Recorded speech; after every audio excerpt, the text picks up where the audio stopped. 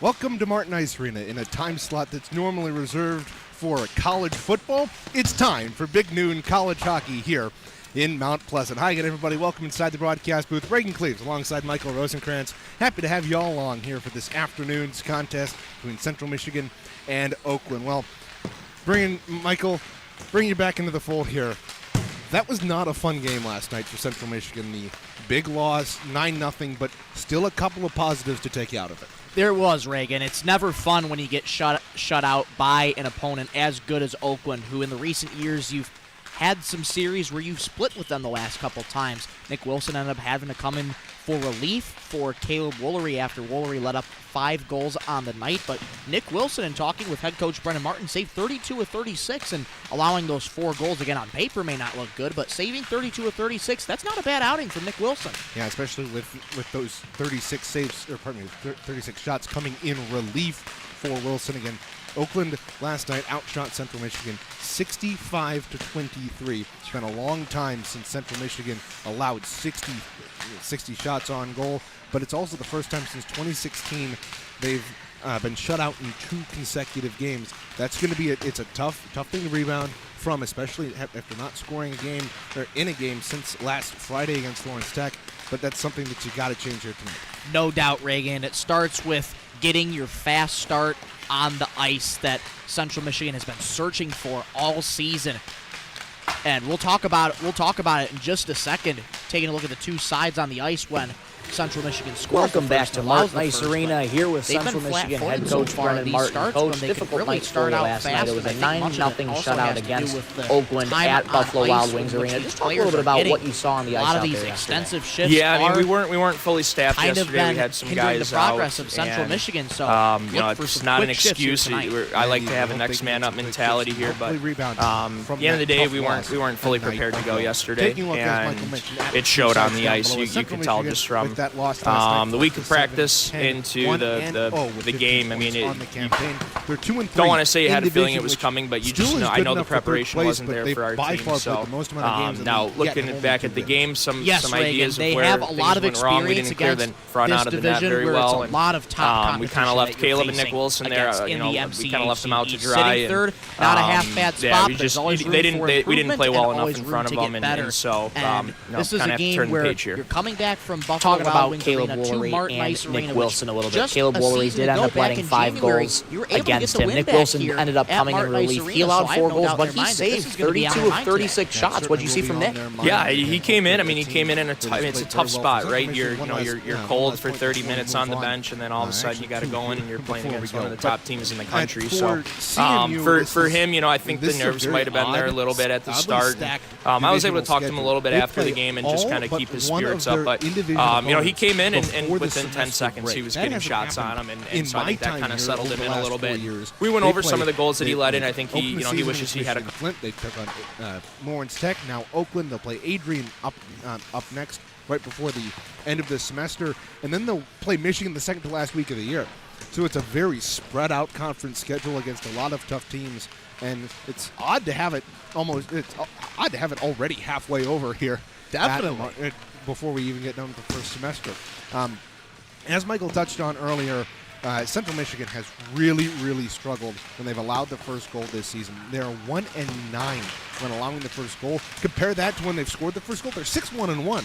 So this is a team that whose game really depends on getting that jump out of the gate. It really is, Reagan. And again, Central Michigan has been looking for that jump out of the gate all season. It starts with being vigilant on your feet. It starts with those quick shifts and really just looking for your chances when you can find them out on the ice. Yeah, indeed. And this is a team that they're taking on today that does a good job of finding those chances and generating opportunities off of those turnovers, which we saw last night. That 9-0 victory. The number 4 team in the nation, the Oakland Golden Grizzlies, improved to 12-2 on the campaign. The only losses coming to Hope in a series which they split a couple of weeks ago, and then Kent State, a bit of an upset victory, but they've rebounded so very well from that. Their one win coming last night in division play puts them at 4th in the division with just 2 points. They've got a chance to tie for second, Michigan and CMU with the win tonight, but CMU obviously hoping to fend them off and tie Lawrence Tech at the top of the division, but we'll get to that a little bit later. They're on a revenge tour, Michael. This Oakland team missed out on the national tournament by just 2 spots last year. They were in the top 16, but they were bumped out because of a couple of conference champions that came in after them, and they've really come out of the gate hot this season. They really have, Reagan. You couldn't ask for a better start if you are the Oakland Golden Grizzlies. 12-2 on the season, and they've got a stout offense behind them, led by Brendan Deneau, who we'll get to a little bit later. But just at the time of doing the notes for this series, Reagan, in 11 games, he has 32 points already, 16-16. He actually had an assist last night, so adding to his tally, but over 30 points in 11 games is 12 games is absolutely absurd. Yeah, indeed. This is a team that has had a lot of firepower up front, and we'll get to that in just a little bit. Taking a look at the series history, it's been dominated by Oakland. 5-13-1-1 are the Chippewas against the Golden Grizzlies all time. However, in the last 11 games, the last 5 seasons, they've 4-5-1-1, and they've won 2 straight here at home. Chippewas hoping to break a 2-game losing streak here, a 3-game losing streak here tonight, or rather this afternoon. Boy, this noon kickoff or puck drop rather is really throwing me off. It is a little bit changing up the times a little bit, but hey, it's big noon. It's a little bit of a change for. Instead of football, it's hockey, but we love it. Exactly. Lots of ACHA action going on today, but we're so happy that you guys have joined us here this afternoon. We'll step aside, take a look at our impact players and keys to the game on the other side. You're watching CMU D3 Club Hockey on CCHL.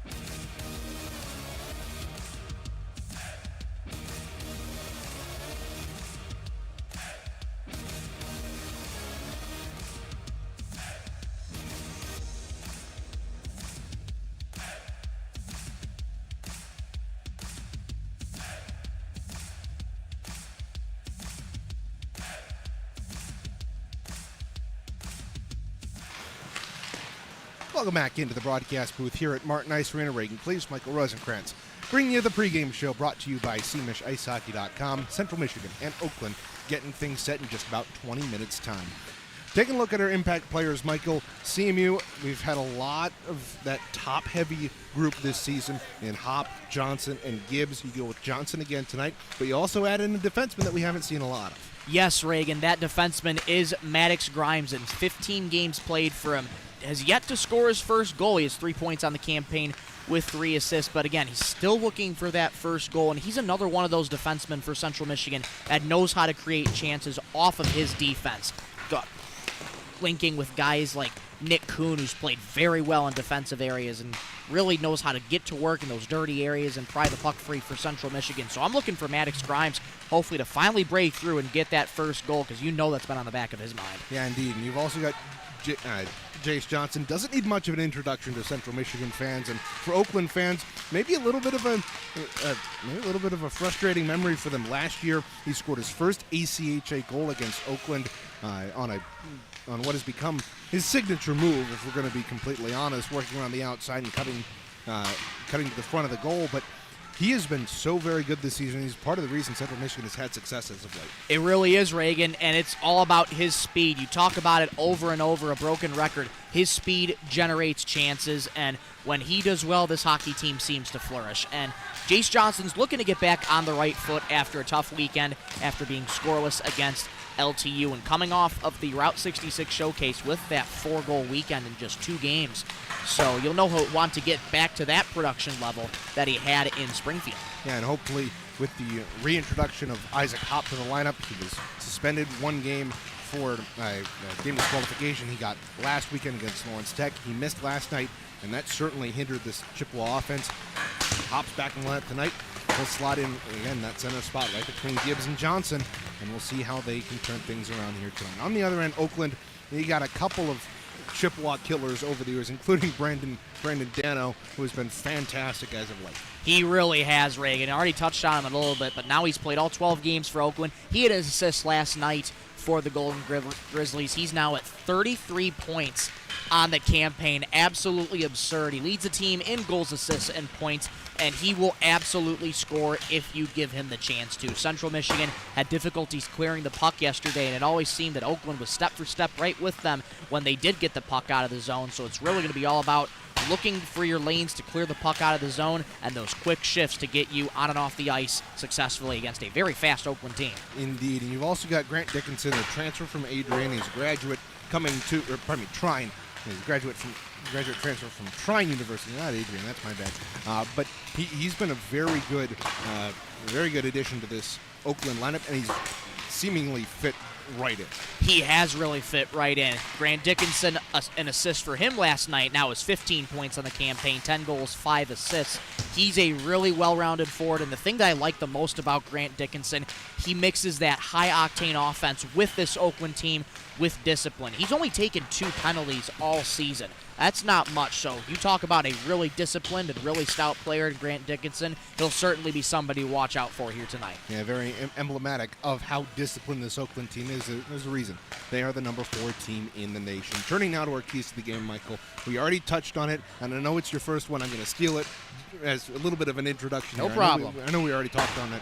But scoring first has got to be imperative for Central Michigan tonight. No doubt, Reagan. You constantly see every single time that Central Michigan takes the ice against the ranked opponents, they always seem to have a slower step against these ranked opponents and don't really find their footing early. So you've got to be able to find your footing early and put one in the back of the cage early and quick tonight to assert your dominance. Yeah, indeed. And what else do you got for us for keys to the game? For Central Michigan, you also want to look for your chances, whether that be scoring chances, as well as, quite honestly, clearing the puck out of the zone, which you struggled with last night. And talking with head coach Brennan Martin just before the contest, he stressed again those quick shifts that Central Michigan is going to be going with, just about 30 to 45 seconds to try and match Oakland step for step, because those longer shifts that they were doing last night weren't working too well for the Maroon and Gold. And finally, you must lock down Oakland on defense. They're an incredibly fast team. They are a very well-rounded offense, kind of spread out among these ranked teams, and that's what's the good thing about ranked teams. They find ways to spread out the offense between many of their different players. So for Central Michigan, you've really got to pay attention to your guys who you're on lock them down on defense, because you've seen some defensive breakdowns happen, which causes some breakaways. Indeed. Those are your keys to the game against Central Michigan, hoping for just their second win in 10 tries against ranked opponents this season. We'll see how they fare here later on this afternoon. We'll step aside, come back, take a look at our MCHC standings, preview the weekend ahead, and honestly the next couple of weekends, because there's not a lot of action in the MCHC this weekend. We'll step aside. That's awaiting us on the other side. You're watching CMU D3 Hockey on CCHN.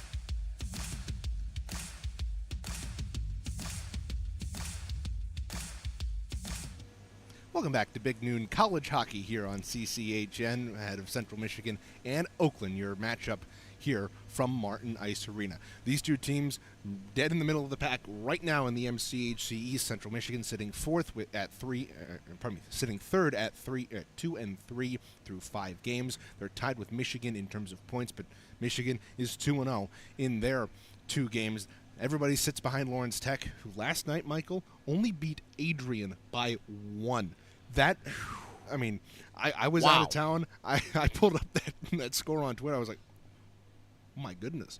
Did I read that wrong? But no, Adrian stuck with Lawrence Tech. CMU's already seen Adrian. You know how tough of an opponent they are. That is a big chance for an upset for Adrian in the first game of that series, though they just come up a little short. They did, Reagan, but that is a positive to take from Adrian.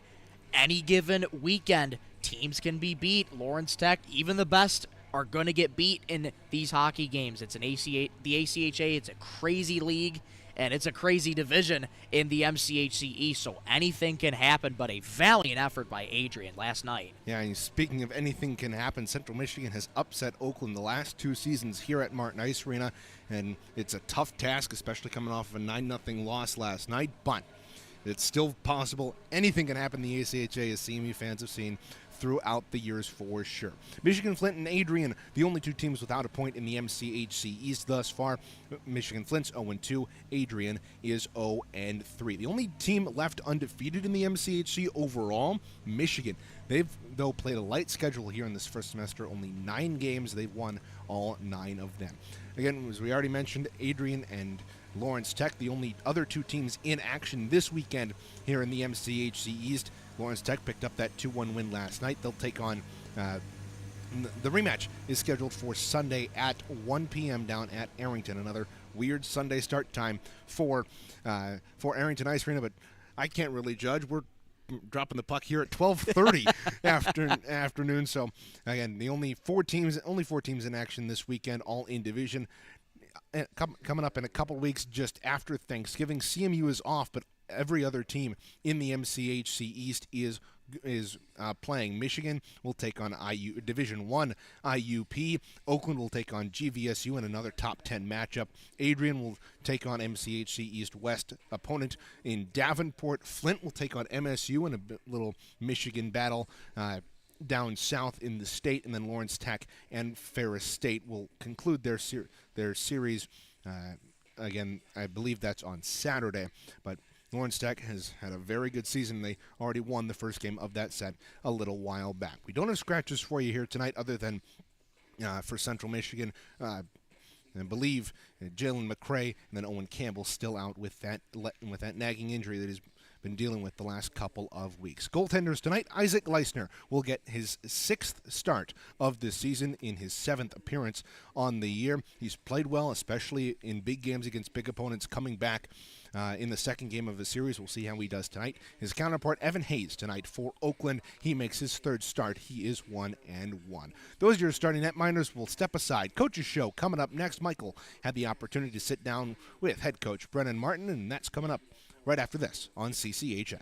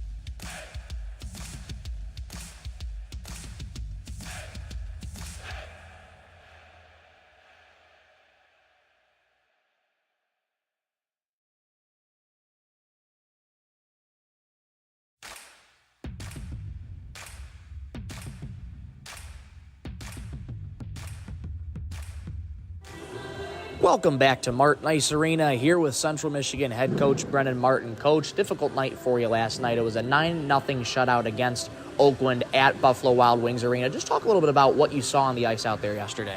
Yeah, I mean, we weren't fully staffed yesterday. We had some guys out, and it's not an excuse. I like to have a next man up mentality here, but at the end of the day, we weren't fully prepared to go yesterday, and it showed on the ice. You could tell just from the week of practice into the game. I mean, you don't want to say you had a feeling it was coming, but you just know. I know the preparation wasn't there for our team. So now looking back at the game, some ideas of where things went wrong. We didn't clear the front out of the net very well, and we kind of left Caleb and Nick Wilson there. We kind of left them out to dry, and we didn't play well enough in front of them, and so kind of have to turn the page here.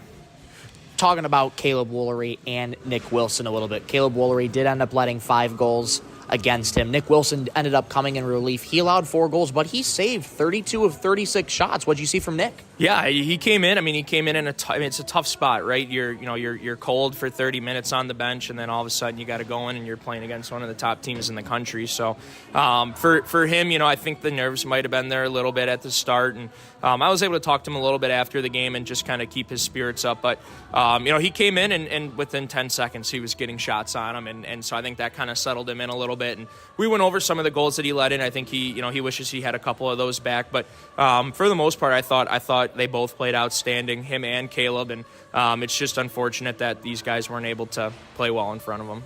Coming back to Martin Ice Arena here, this series history has been one that's kind of gone back and forth in the recent years. You talk about a game like January 19th this past year, Oakland wins at their place 5-1, but then you come back the next day, January 20th, and win 2-1 at Marty. Now looking at the same situation again, how do you approach that? Yeah, I mean, you can tell from in history's past, we've always played well here, and a lot of that attests to just the guys being able to get back up for a second game and show some emotion with that. So we feel good today. I think that you got to correct some of those minor mistakes, and you have to play a little bit more physical. And like I tell them, our game is 2 things: it's fast and physical, and we didn't play that game yesterday. So I want to see what it looks like when we are playing that game, and then we can go about making some adjustments. Finally, Coach, your message to the team after that loss yesterday, going into today, and your keys to the game against Oakland to get a win. Yeah, well, this is a crazy league. Anything can happen in this league, and just because you lose one night like that, it doesn't mean you can't come back the next and win. So it's still a winning mindset for me coming into this today's matchup, and for the guys, I think they're all pretty pumped up.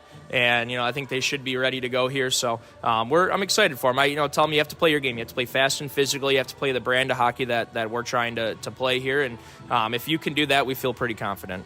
Coach, thank you so much. Appreciate it. Thank you. That was Central Michigan head coach Brennan Martin. Stay with us. More after this puck drop coming your way next on CCHN. Welcome back to Martin Ice Arena, here with Central Michigan head coach Brennan Martin. Coach.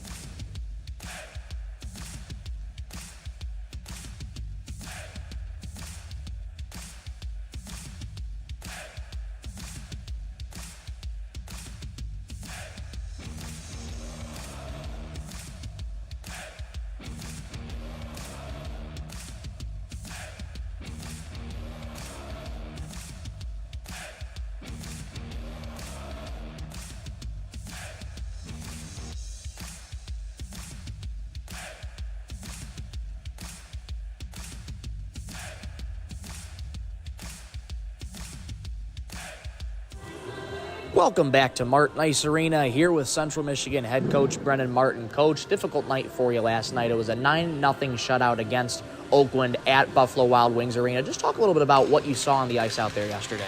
Yeah, I mean, we weren't fully staffed yesterday. We had some guys out, and it's not an excuse. I like to have a next man up mentality here, the Oakland Golden Grizzlies and at the end of the day, we weren't fully prepared to go yesterday, and it showed on the ice. You could tell just from the week of practice into the game. I mean, he also has one shutout. Don't want to say you had a feeling it was coming, but you just know. I know the preparation wasn't there for our team. Isaac Gleisner, now looking back at the game, some ideas of where things went wrong. We didn't clear the front out of the net very well, and we kind of left Caleb and Nick Wilson there.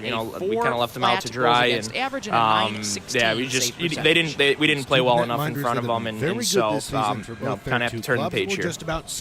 Talking about Caleb Woolery and Nick Wilson a little bit. Caleb Woolery did end up letting 5 goals against him. Nick Wilson ended up coming in relief. He allowed 4 goals, but he saved 32 of 36 shots. What did you see from Nick? Yeah, he came in. I mean, he came in it's a tough spot, right? You're cold for 30 minutes on the bench, and then all of a sudden you got to go in and you're playing against one of the top teams in the country. So for him, I think the nerves might have been there a little bit at the start. I was able to talk to him a little bit after the game and just kind of keep his spirits up, but he came in and within 10 seconds he was getting shots on him, and so I think that kind of settled him in a little bit. We went over some of the goals that he let in. I think he wishes he had a couple of those back, but for the most part, I thought they both played outstanding, him and Caleb, and it's just unfortunate that these guys weren't able to play well in front of him.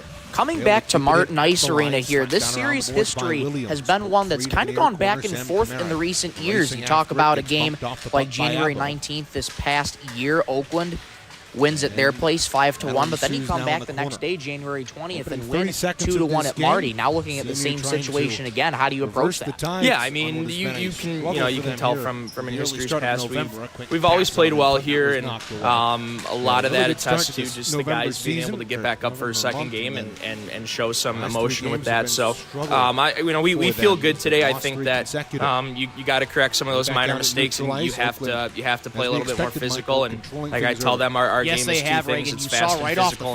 We didn't play that game yesterday, so I want to see what it looks like when we are playing that game, and then we can go about making some adjustments. Finally, Coach, your message to the team after that loss yesterday, going into today, and your keys to the game against Oakland to get a win. Yeah, well, this is a crazy league. Anything can happen in this league, and just because you lose one night like that, it doesn't mean you can't come back the next and win. So it's still a winning mindset for me coming into this, today's matchup. And for the guys, I think they're all pretty pumped up. And, I think they should be ready to go here. So I'm excited for them. Tell them you have to play your game. You have to play fast and physical. You have to play the brand of hockey that we're trying to play here. And, if you can do that, we feel pretty confident. Coach, thank you so much. Appreciate it. Thank you. That was Central Michigan head coach Brennan Martin. Stay with us. More after this puck drop coming your way next on CCHN. Of this 2-game weekend set. Golden Grizzlies flip this in. They'll go off for changes, and Central Michigan will look to move out. Hutton weaving his way through the neutral zone. Armentrout will chip this on ahead. Couldn't connect there with Jake Bishop, but a clearing attempt knocked down. It'll be loose at center. McKetty up the right wing. Rubbed out by Hutton. Came loose here to Ruiz. Ruiz dips, doodling behind the net. Sent it up top. A shot that was blocked by Hutton. Coming off the stick of Duncan McLeod out of East China, Michigan.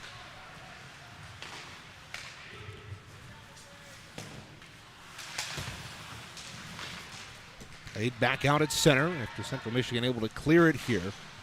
So survived the first 3 minutes. Oakland, though, has controlled the entirety of the possession as Ruiz hammers a shot from the slot. Here's another opportunity. That was blocked there by McCray. And it'll be loose in the corner. Here's a shot that was snapped just wide there by Dano. Rebound at the point, sent down low. Grolo hammered into the boards there by Sharp. Loose puck. Flop to the near corner. McCray steps into his man. He's wearing Owen Campbell's number 6 here this afternoon. And it'll be thrown around the boards and out to center.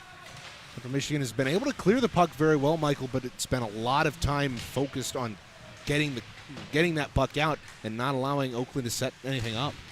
Exactly, and I like what Central Michigan's been doing, getting into the shooting lanes as that puck is going to go for And it's going to be a stoppage of play as Jules St. Marie, the sophomore out of Bloomfield Hills, had his helmet taken off of his noggin. He'll go off for a change here with 16:29 to go. Back to the earlier point, though, I like what Central Michigan's been doing, using the body, getting their bodies in front of the shooting lanes, laying the body in the line here early this afternoon. Central wins the neutral zone faceoff, but thanks to a aggressive Oakland forecheck, has to scramble out of their own zone. They bounce it around at center. It's eventually picked up by Austin Fertig. The Shelby Township native dumps it in, and Isaac Hopp will control back in his own end. We'll clear it back out to center. It's a race for the puck. It's Johnson. Gets tangled up there with Williams. They both go down into the corner. They both recover and get back into the play. Gibbs threw it out in front. It deflected off a couple bodies. He's got in the slot, dropped it back to nobody in particular, and it hops in a race here with Elon. Captain at the line. The shot was blocked there by Isaac Gibbs. Puck comes free across the way. It's slapped on goal before it's sent back along the near side, where Chippewas again are able to get it out, but only so far to the point. Look out, they coughed it up, working in. A shot saved by Gleisner. Point blank there on Dominic Alter. A great opportunity there for Oakland, but Central Michigan is able, thanks to their netminder, to escape. That's the best chance Oakland's had so far this afternoon. What a job by Isaac Gleisner to see that puck all the way, anticipate that, let that puck come to him, and able to cover it up all the way, but a dangerous opportunity there for Oakland. Yeah, Gleisner's been good for Central Michigan so far this season. He's only had 2 wins in 6 contests thus far. He does have 1 shutout and leads the team in goals against average among qualified netminders. Siraki dumps this on in. Will play it behind the Oakland net to our right. Bouncing puck, Kuhn can't control it. Chopped back out to center, rifled right back in by Camara. About 4 minutes into this contest, CMU has done a lot of chasing the puck in their own end. They've had a couple of opportunities in the O-zone, but it's been a lot of dump and chase. Look out behind the defense. Dano working in, shot saved by Gleisner. And the rebound was scooped up to the point by Siraki. Kept alive, though. OU dumps it down into the far corner. Abo there to play it. And up on right wing, it'll be Siraki. Off the turnover, flips it on ahead. Kuhn tips it into the offensive end with just 5 minutes gone in this first period. That's a lot of what we saw last night, Michael. Dump and chase. It's an effective way to get quick changes, but it can lead to a lot of zone time and possession for Oakland.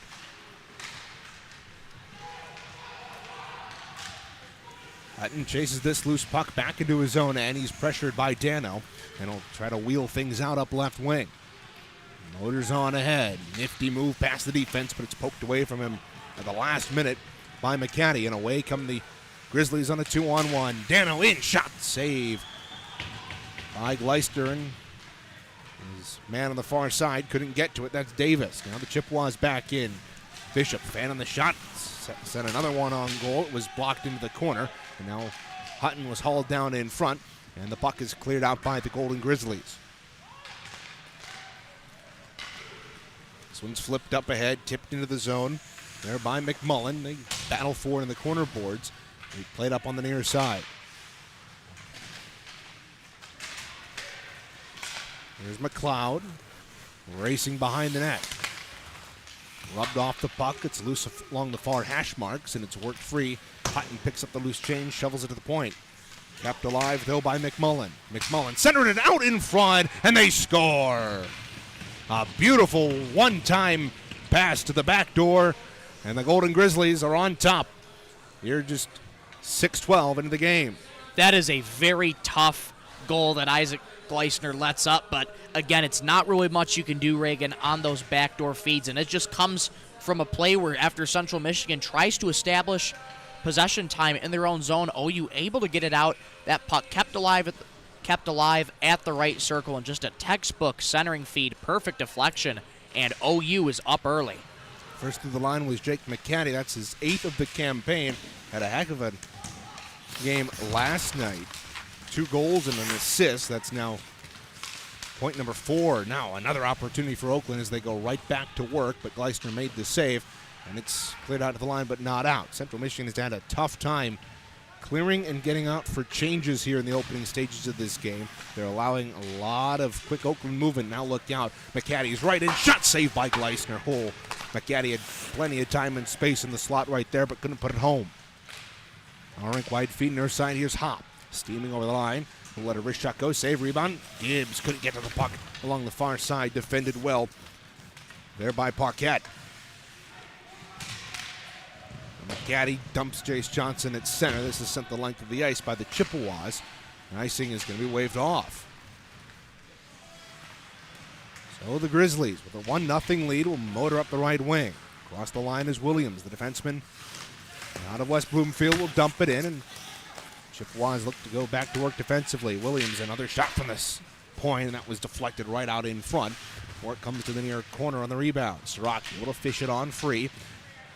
Set his man down at center, and Monty, the Oakland captain, can't do anything with it. He gets tied up again with Siraki at center as those two had a bit of a physical presence throughout this game. Now Ruiz takes down his man at center, and that's going to be a penalty on the Golden Grizzlies. Morgan will take the stretch pass, dump it on in, but Oakland will touch up, and it's going to be a roughing penalty on the Golden Grizzlies. So Central Michigan going to go to the power play here, down 1. Good opportunity for Central Michigan to try and reestablish their offensive zone time in the puck. But, I mean, if you look at already at Andrew Siraki, Reagan, he's tired. That speaks to how fast this Oakland team is. And tired bodies already out there for Central Michigan. OU, a very fast team. And Central Michigan will look to jumpstart a power play that struggled this season. Yeah, Ruiz off for a rough. And the Central Michigan power play that went 0 for 2 last night. We'll have another opportunity here in the early stages of this one. They win it and look to go to work. Time of the penalty, 7:50. Gibbs along the right wing circle. He'll step into the shot. That got blocked before it could reach Hayes, and the Grizzlies are able to rifle it out on second attempt.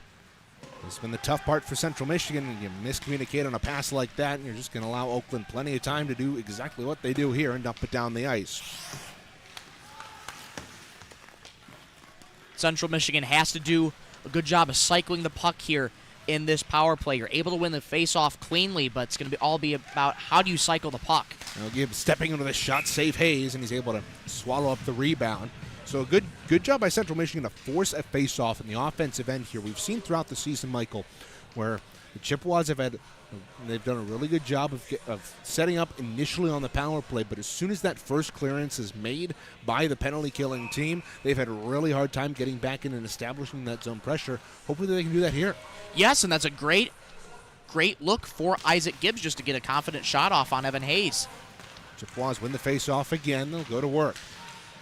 Johnson on the near side with 1:20 to go in the power play. Kamara up top across to Gilgren. He holds along the half wall, rips it near side for Johnson. Back up top, Kamara across. Gilgren, one-timer blast. That was off the side of the net, and the net's come off its moorings, so Oakland will not be able to change here with a 1:11 to go. Another fortuitous face-off here for CMU.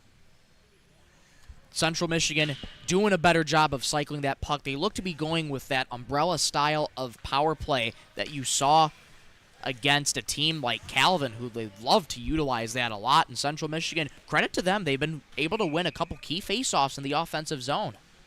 Hop to dig in for CMU. Can't win the faceoff, though, and the Grizzlies are unable to get it out, though. Johnson holds it right circle, steps in with a shot. He rang it off the goalpost. That might have gone off the crossbar, and thanks to physics, stayed out.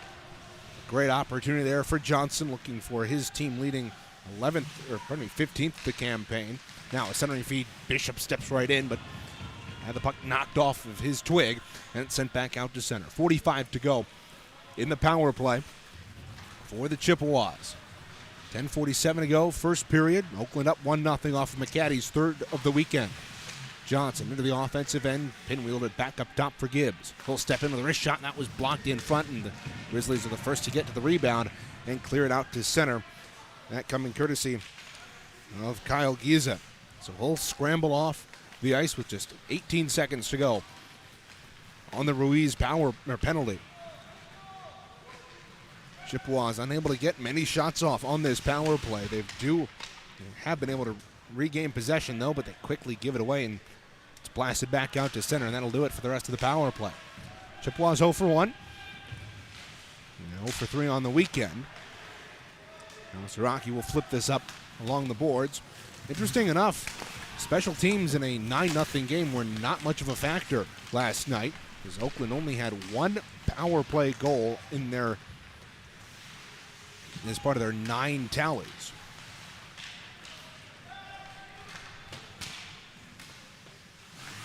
Siraki in after this one, couldn't feed it to anybody with them, and it's kicked back out to center. Isaac Gibbs chops Dano down, and they once again collide top of the left circle, but Chippewas are able to get the puck out to center. Across the line, it'll be Alter. Steps in with a shot, that was knocked wide. Dano right back to work behind the net, spun it out in front. Alter denied once and twice. Gleisner standing tall right there. 9:12 to go, opening period. Golden Grizzlies still up 1-0. Here's a shot from the point, deflected in front. Dano fed it on goal, and it's deflected and in. What a pretty piece of passing there from the Golden Grizzlies. The benefactor of that one's Shane Arbor. It's 2-0 Oakland. Wow, that's a great sequence there from Oakland. That just comes again on a play where Central Michigan cannot get the puck out of the zone. It's passed up from just at the top of the left point. A centering feed and one more extra pass, and it's a perfect deflection past the right blocker of Isaac Gleisner, and it's 2 quick goals for Oakland. 2 goals in a matter of about 5 minutes' time. McCaddy opened the scoring at 6:12. Arbor got this. Gets this last one at 10:56. 2-0 Oakland. Here, we're about halfway through this first period. Reagan Cleats, Michael Rosenkrantz on the call for you here at Martin Ice Arena. Chippewas really haven't mustered many opportunities offensively. They miscommunicated on a pass there. Good play by Armentrout, though, to knock down that clearing attempt. William Johnson in pursuit with Bishop. It's rimmed around away from danger, though, and across the way, Tommy Davis has it. Now, Sterling Heights will pin up the puck against the boards. It'll be taken here by Oakland. And Nick Goldie will clear it out. Credit to this Oakland team. They're showing why they're one of the best teams in the nation, really not letting CMU control much of the play, and when they do, they're quickly on that loose puck. Chippewas dump this in. It's played with a high stick. Oakland will touch up, and that'll allow face-off back in the Oakland end. Chippewas, despite the score right now, Michael, look a lot better than they did last night, and they've had a couple of good opportunities early on. They have, Reagan, and they're really starting to get into the passing lanes for Oakland, and they're really getting into the shooting lanes and sort of just matching Oakland step for step with those quick shifts to knock them off the puck. Golden Grizzlies win the defensive zone face-off. They get it out to the line and out. So it'll be sent right back in by Maddox Grimes. Up the wing now with speed. Here's Reese Williams, who'll play it behind the goal. Wheeling around into the right wing circle. Will work it back up top. No pressure. He'll just let a shot go when it's deflected up and out of play. You really can't let a guy like that, who's got 10 assists on the season in just 10 games coming in, so he's averaging an assist a game. He's a dangerous guy to let out in the slot like that, especially with traffic in front. That was a little bit of Jace Johnson-esque right there, Reagan. He has the speed, and Reese Williams circles behind the net all the way back up to the high slot and lets a shot go. And good job by Central Michigan to get a stick down to stop play. Williams began the year with a 5-game point streak, and Gleisner able to squeeze the wickets on a shot that was deflected multiple times from the left point. Lucky that didn't go through. That's a big break for Central Michigan. Oh, you look into the rafters saying, how did that puck did not go in? That was Dominic Ruiz looking to possibly poke it on the back door to make it a 3-0 lead, but it remains 2-0. Great save by Gleisner. But Oakland, though, not done yet. They win the offensive zone face-off, though Morgan strips the puck off his man. Now will work up the left wing and fire a shot on goal. You'd like to see Morgan maybe take that shot a little bit lower, generate a couple rebounds, and you got a guy in the back door. You never know what'll happen. Absolutely, Reagan. An interesting move from Evan Hayes, almost coming up out of his crouch there and way out in front of the goal just to glove it down. So Central Michigan could be benefactors of that with an offensive zone faceoff. Draw to the left here of Hayes, making his 3rd start of the campaign. Had a shutout in his first one as the puck goes up and out of play. secured his first collegiate shutout back against Tryon a couple weeks ago. Made 20 saves in that.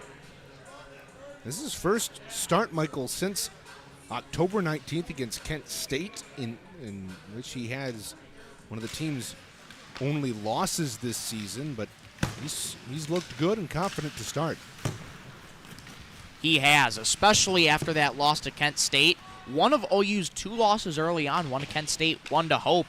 And as you put, Reagan, so far he's been playing great because he knows he has that loss to Kent State in the back of his mind, not looking to repeat that. A little bit of a chip on his shoulder. Now his team is up the other way. Into the right wing, Ruiz. Shot saved by Gleisner.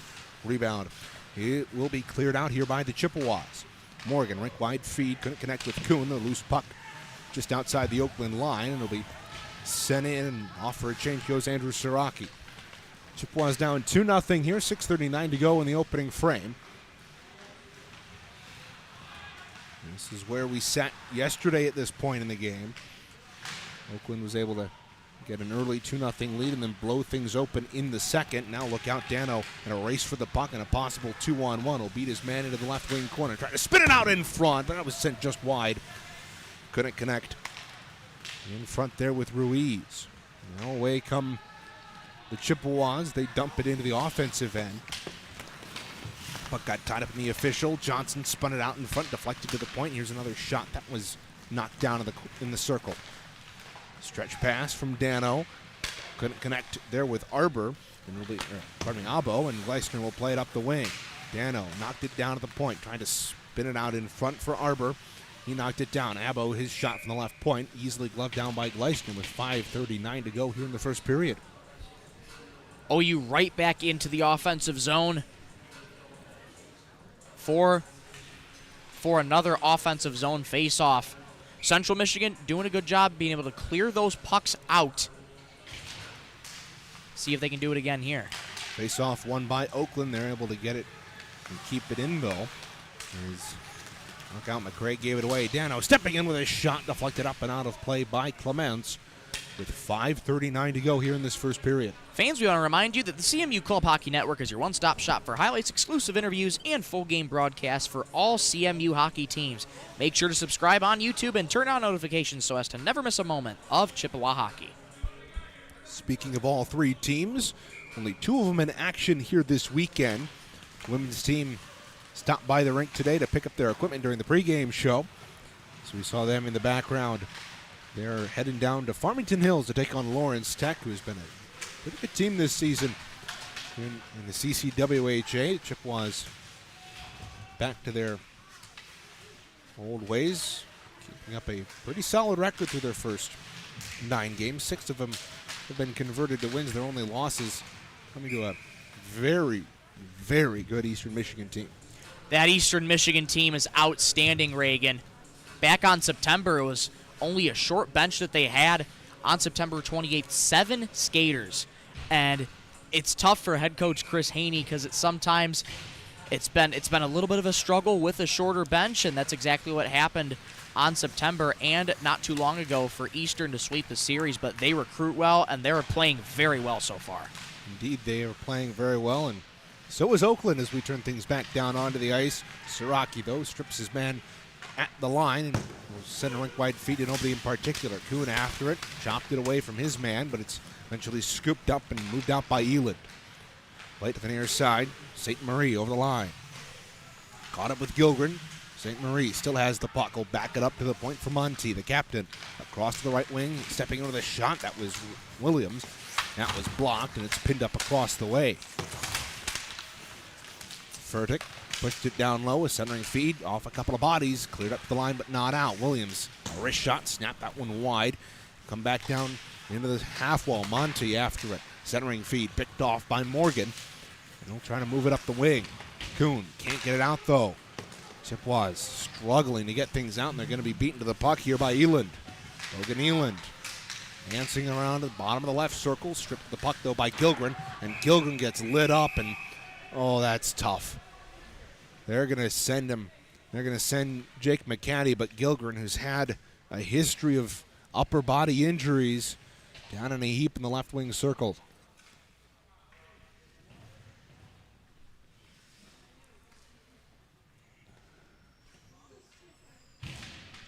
Referees discussing what the penalty is going to be across the way. Good to see Gilgren get up, but he's already missed a couple games this season. The Chippewas are already short on forwards with Owen Campbell out, but it'd be tough to see Gilgren go down again. It would be, Reagan. Great to see him get up and skate off the ice, but just kind of taking a look at him just behind the glass, right to the right of the CMU bench. He's still doubled over in a lot of pain. It's tough with a guy who's seen a lot of upper body injuries in his career go down with another scary hit like that. Well, the good news is for Central Michigan, they'll take a 5-minute major out of that. So, a long power play for CMU. And if they score, they'll be able to do it again.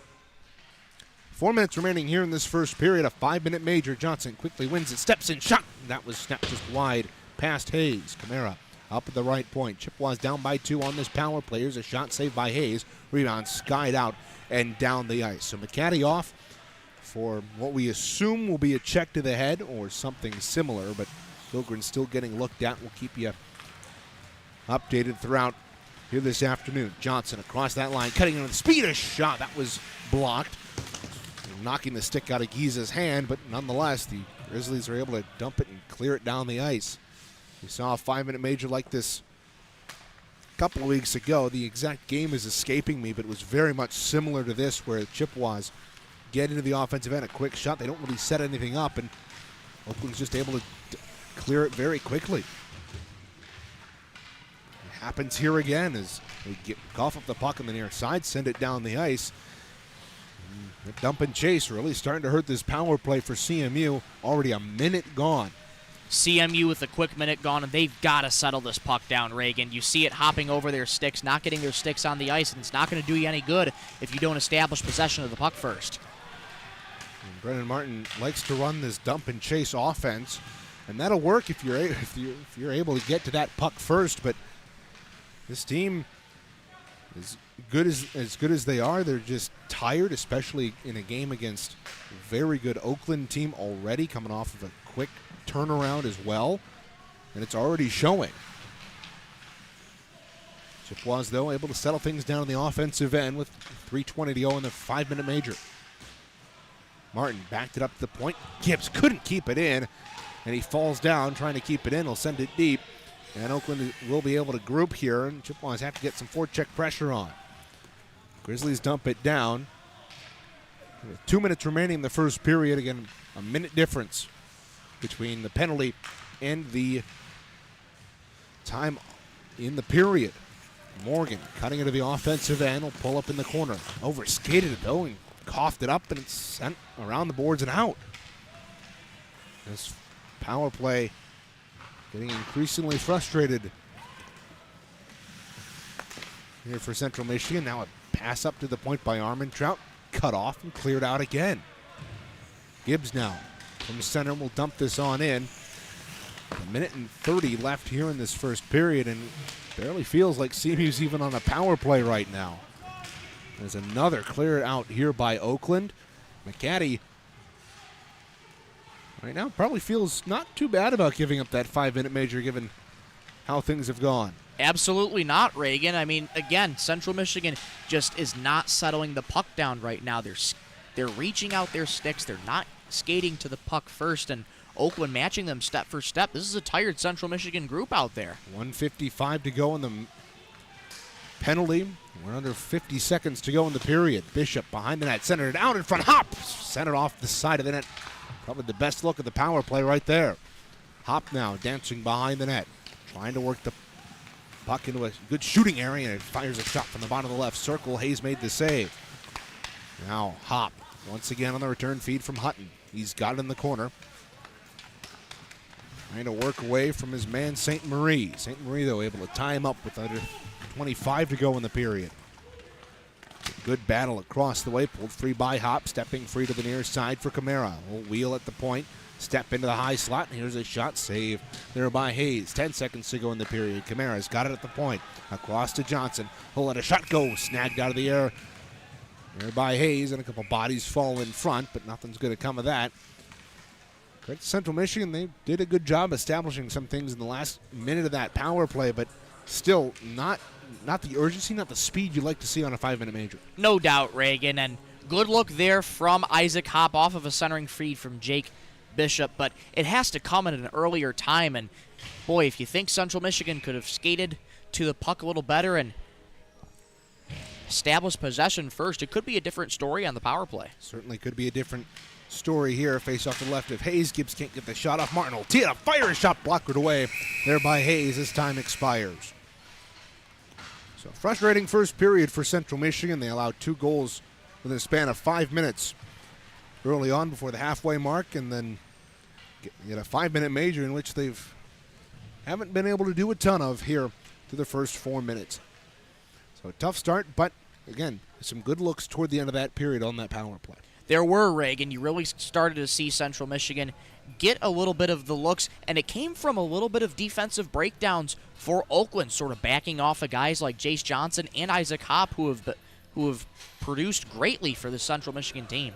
And we'll step aside. First period in the books. 2-0 Oakland leads. We'll have a recap of the action thus far. Michael and I will sit down with you here after this break before we take a look at the out-of-town scoreboard. You're watching CMU D3 Club Hockey on CCHN.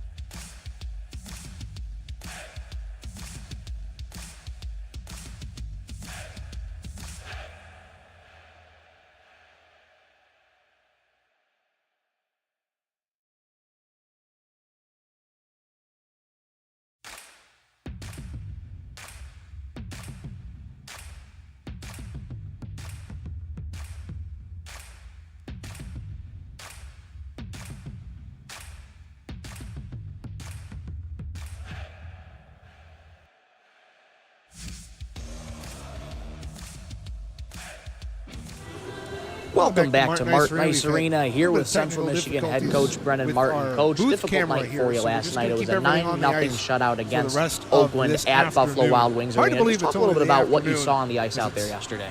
Yeah, I mean, we weren't fully staffed yesterday. We had some guys out, and it's not an excuse. I like to have a next man up mentality here, but at the end of the day, we weren't fully prepared to go yesterday, and it showed on the ice. You could tell just from the week of practice into the game. I mean, don't want to say you had a feeling it was coming, but you just know. I know the preparation wasn't there for our team. From last night from Oakland. Now looking back at the game, some ideas of where things went wrong. We didn't clear the front out of the net very well. They have all the high hopes we kind of left Caleb and Nick Wilson there. We kind of left them out to dry.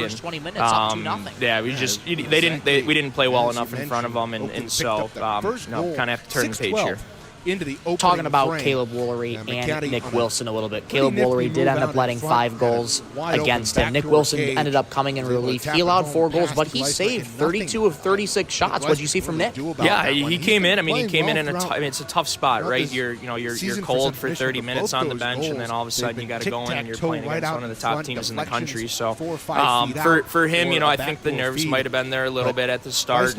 I was able to talk to him a little bit after the game and just kind of keep his spirits up. When you have such a spread-out offense and a stout offense like Oakland who knows how to do stuff like that, it's very tough to defend. We went over some of the goals that he let in. I think he wishes he had a couple of those back. But for the most part, I thought they both played outstanding, him and Caleb. I know he'll want back, it's just unfortunate that these guys weren't able much he to can do play about, well but he in front faced of a lot of pressure. Coming back to Martin Ice Arena here, this series history has been one that's kind of gone back and forth in the recent years. You talk about a game like January 19th this past year, Oakland wins at their place 5-1, but then you come back the next day, January 20th, and win 2-1 at Marty. Now looking at the same situation again, how do you approach that? Yeah, I mean, you can tell from in history's past we've always played well here, and yes, they a are, lot of that attests to especially just the looking at guys that being tail able to end get back up of the for a power second play. game and show some emotion with that. So we feel good today. I think that you got to correct some of those minor mistakes, and you have to play a little bit more physical. And like I tell them, our game is 2 things: it's fast and physical. And we didn't play that game yesterday, so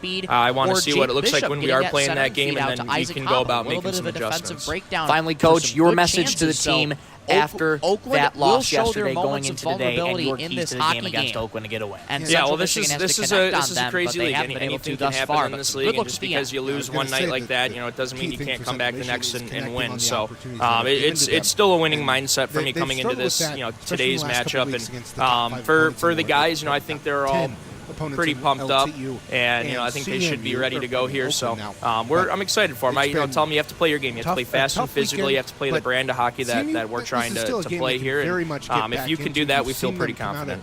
Coach, thank you so much. Appreciate it. Thank you. That was Central Michigan head coach Brendan Martin. Stay with us. More after this. Puck drop coming your way next. I know the start is not what you want, down 2 goals, but again, it could be a lot worse for Central Michigan, especially the chances that OU has generated in the offensive zone, and Isaac Gleisner doing a good job of saving a lot of those shots that he's faced. He saved 12 of 14 shots so far for a really strong first period for Gleisner, so some adjustments will have to be made for Central Michigan coming into the second period, but overall not a bad showing, but you just got to connect on the opportunities.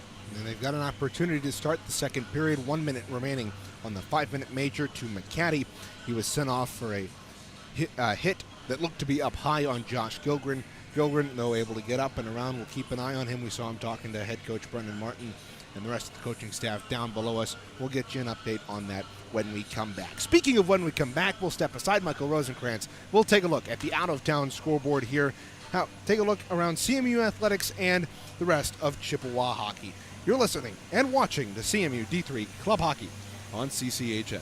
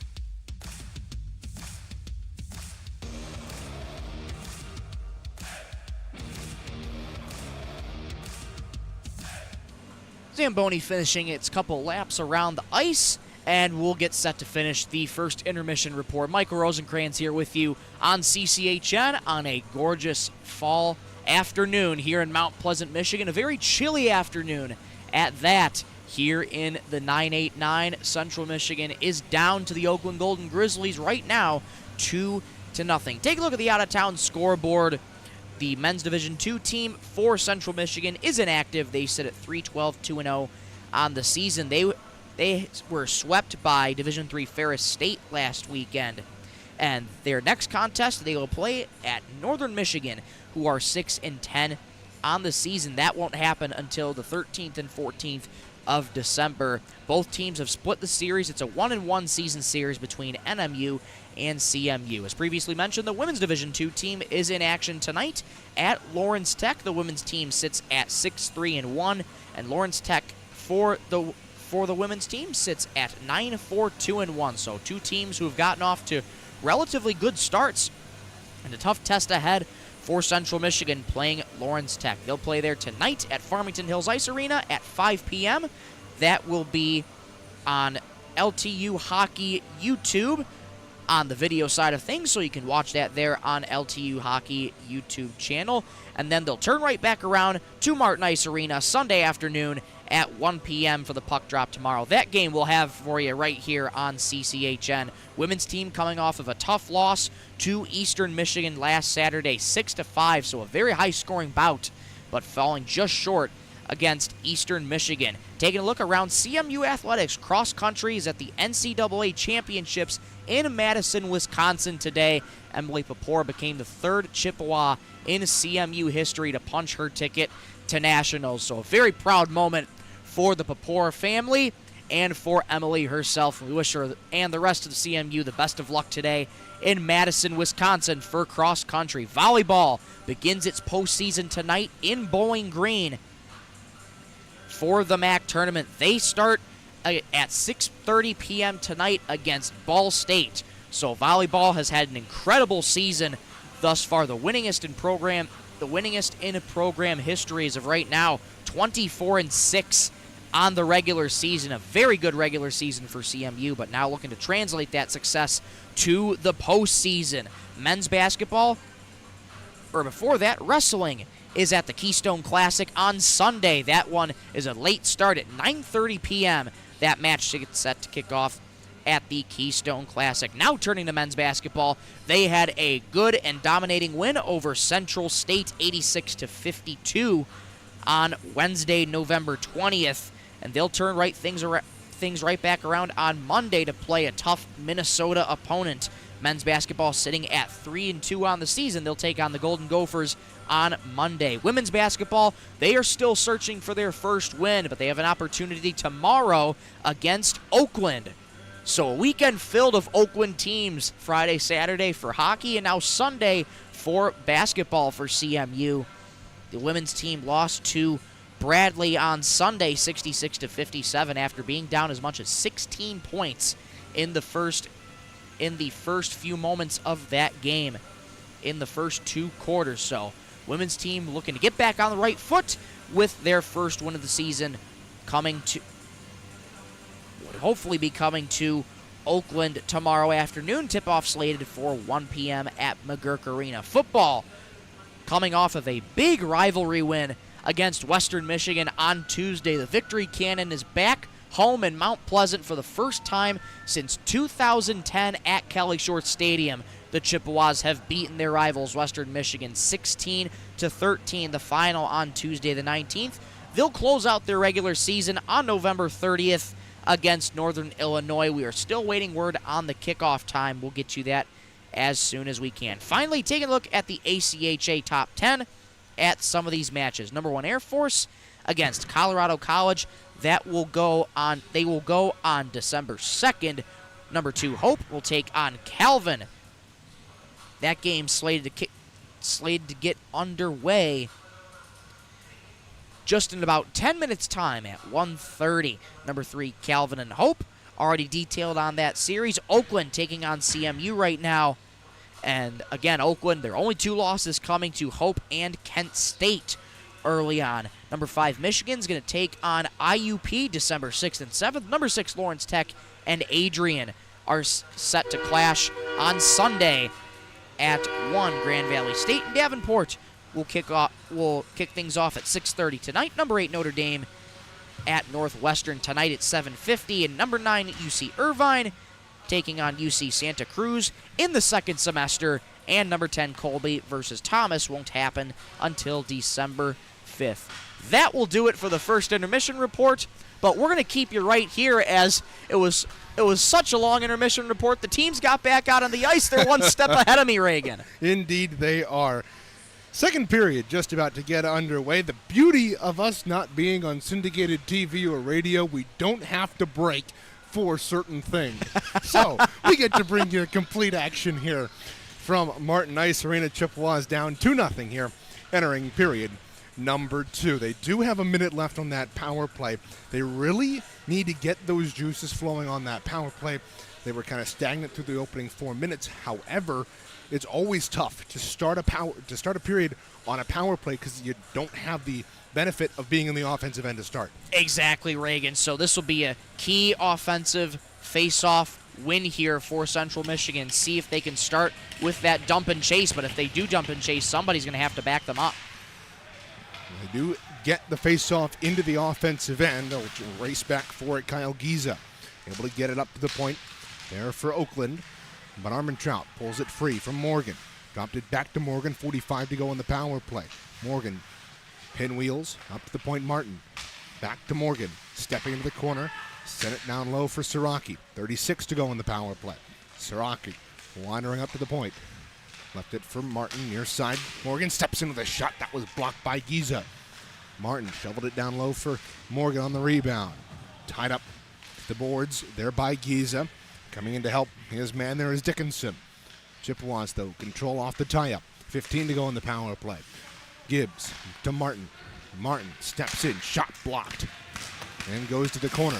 8 seconds to go. Back up to the point. Gibbs sent it across. He'll step into the shot that deflects up and out of play. Right about as the penalty to McCaddy is expiring. It's a frustrating power play, but I think Central Michigan has had a pretty good start to this period, thanks in large part to the power play. They have, Reagan. You see Central Michigan remaining calm in the offensive zone, making the passes that they need to. And after that first shot by Connor Morgan is when OU started coming on to him a little bit, and then they finally back off again, which allows CMU a shot to establish in the offensive zone, but couldn't get anything going on that power play. This is sent down the ice. Puck now behind the OU goal. It'll be chopped up to the chopped free behind the net. And the battle for it. Derek Rollo out there for the Chippewas. Power play is over. CMU 0 for 2 now. Well, the Grizzlies right back to work. A centering feed knocked down in front. And it's cleared back up to the point. Williams, one-time wrist shot through traffic, snagged out of the air by Gleisner. And he holds on with 10:20 to go. 18:20 to go in period 2. Oakland trying to get traffic in front of Isaac Gleisner. And haven't really seen a lot of traffic so far, especially on the first 2 goals from Oakland. So switching up their approach, trying to get bodies in front of the net and make it tough for Gleisner. I mean, that second goal was almost in all traffic, not necessarily bodies in front blocking the vision of Gleisner, but it was a lot of things for that puck to hit and bounce off of, which is eventually how the puck found the back of the net, icing against CMU with 18:09 to go in the period. This is where things sort of get difficult for CMU because now they're clearing the puck out of the zone, but instead it goes for icing. So a tired bunch out there for CMU, which allows OU to establish offensive possession time again. And that's the problem with this dump and chase offense. It's not fundamentally flawed. So, and I'm not going as far to say that, but it certainly is difficult when you have a team that is taking longer shifts against a team that's you could definitely say is outmatching Central Michigan this weekend. Here's a quick shot off the faceoff, and that dump and chase starts to hurt you when you accumulate those icing penalties. Williams from the point dumped it around behind the net. It'll be controlled up the point by Dano. Dano, wrist shot through traffic, blocked in front by Arbor. Rebound behind the net here for Monty. He can't get to it. And the Chippewas, a long stretch pass intended for Hop, cut off by Dano. He's over the line, but miscommunication there with Abo. And CMU is able to control.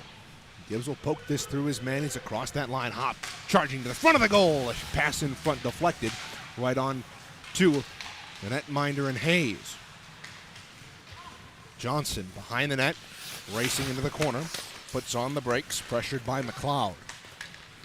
Arbor able to get this back out to center, and Martin will chop it on ahead. 3 minutes gone here in the second period. Chippewas had a good look there on that 2-on-1, but it was a good breakup pass by Oakland. It was, and great idea for Central Michigan to try and get the odd man rush up the other way, but OU doing a great job of settling that puck down, getting those sticks in the lane. Johnson centered it as the Chippewas go back to work in the offensive end to our left. They're wearing the home whites once again. Oakland in those blacks with gold trim. Both teams wearing the word monikers in front. CMU with the Central Michigan across the chest in block letters. Oakland with the curved Oakland, as one might expect, much like the Red Wings nameplates. Here's a shot from the point. Giza had that deflected off of his man in front. That was Dylan McMullen who got the worst end of it. Giza kept it alive at the left point. Down the wall to McCaddy. He's already got a goal tonight. Centered it out in front. Couldn't connect there with McMullen. And now a centering feed.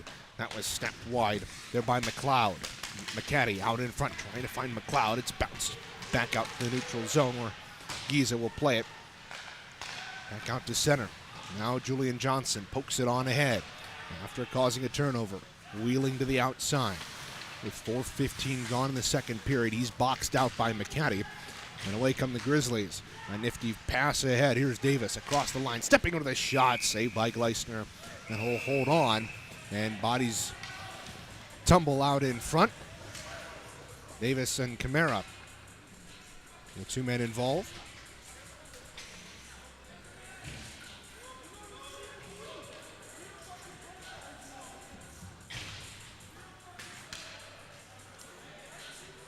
Doesn't look like either team's going to get a penalty out of this, so we'll remain 5-on-5.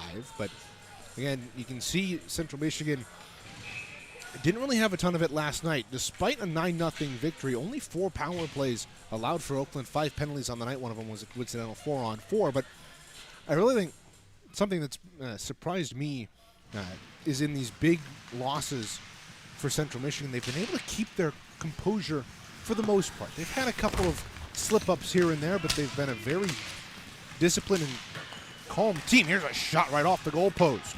Oakland, another opportunity. Gleisner made the save, and of course, right as I said what I was saying moments ago, an extra whack at Gleisner causes some tempers to flare.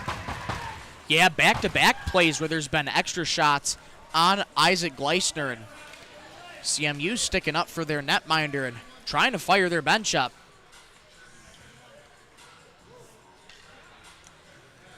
15-14 to go here in the second period. Chippewas still trail by 2. They spent most of the game in the defensive end, but only coming out of that first period with a 5-shot deficit. Grizzlies win the face-off. Here's Goldie. His shot from the high slot was blocked in front, and Kuhn is able to get to the rebound and clear it down the ice. It will just have enough steam for icing, as looks like Alex Sharp took a spill into the boards. Not sure if he got tied up with a Chippewa or just lost an edge. 15:01 remaining here in the second period.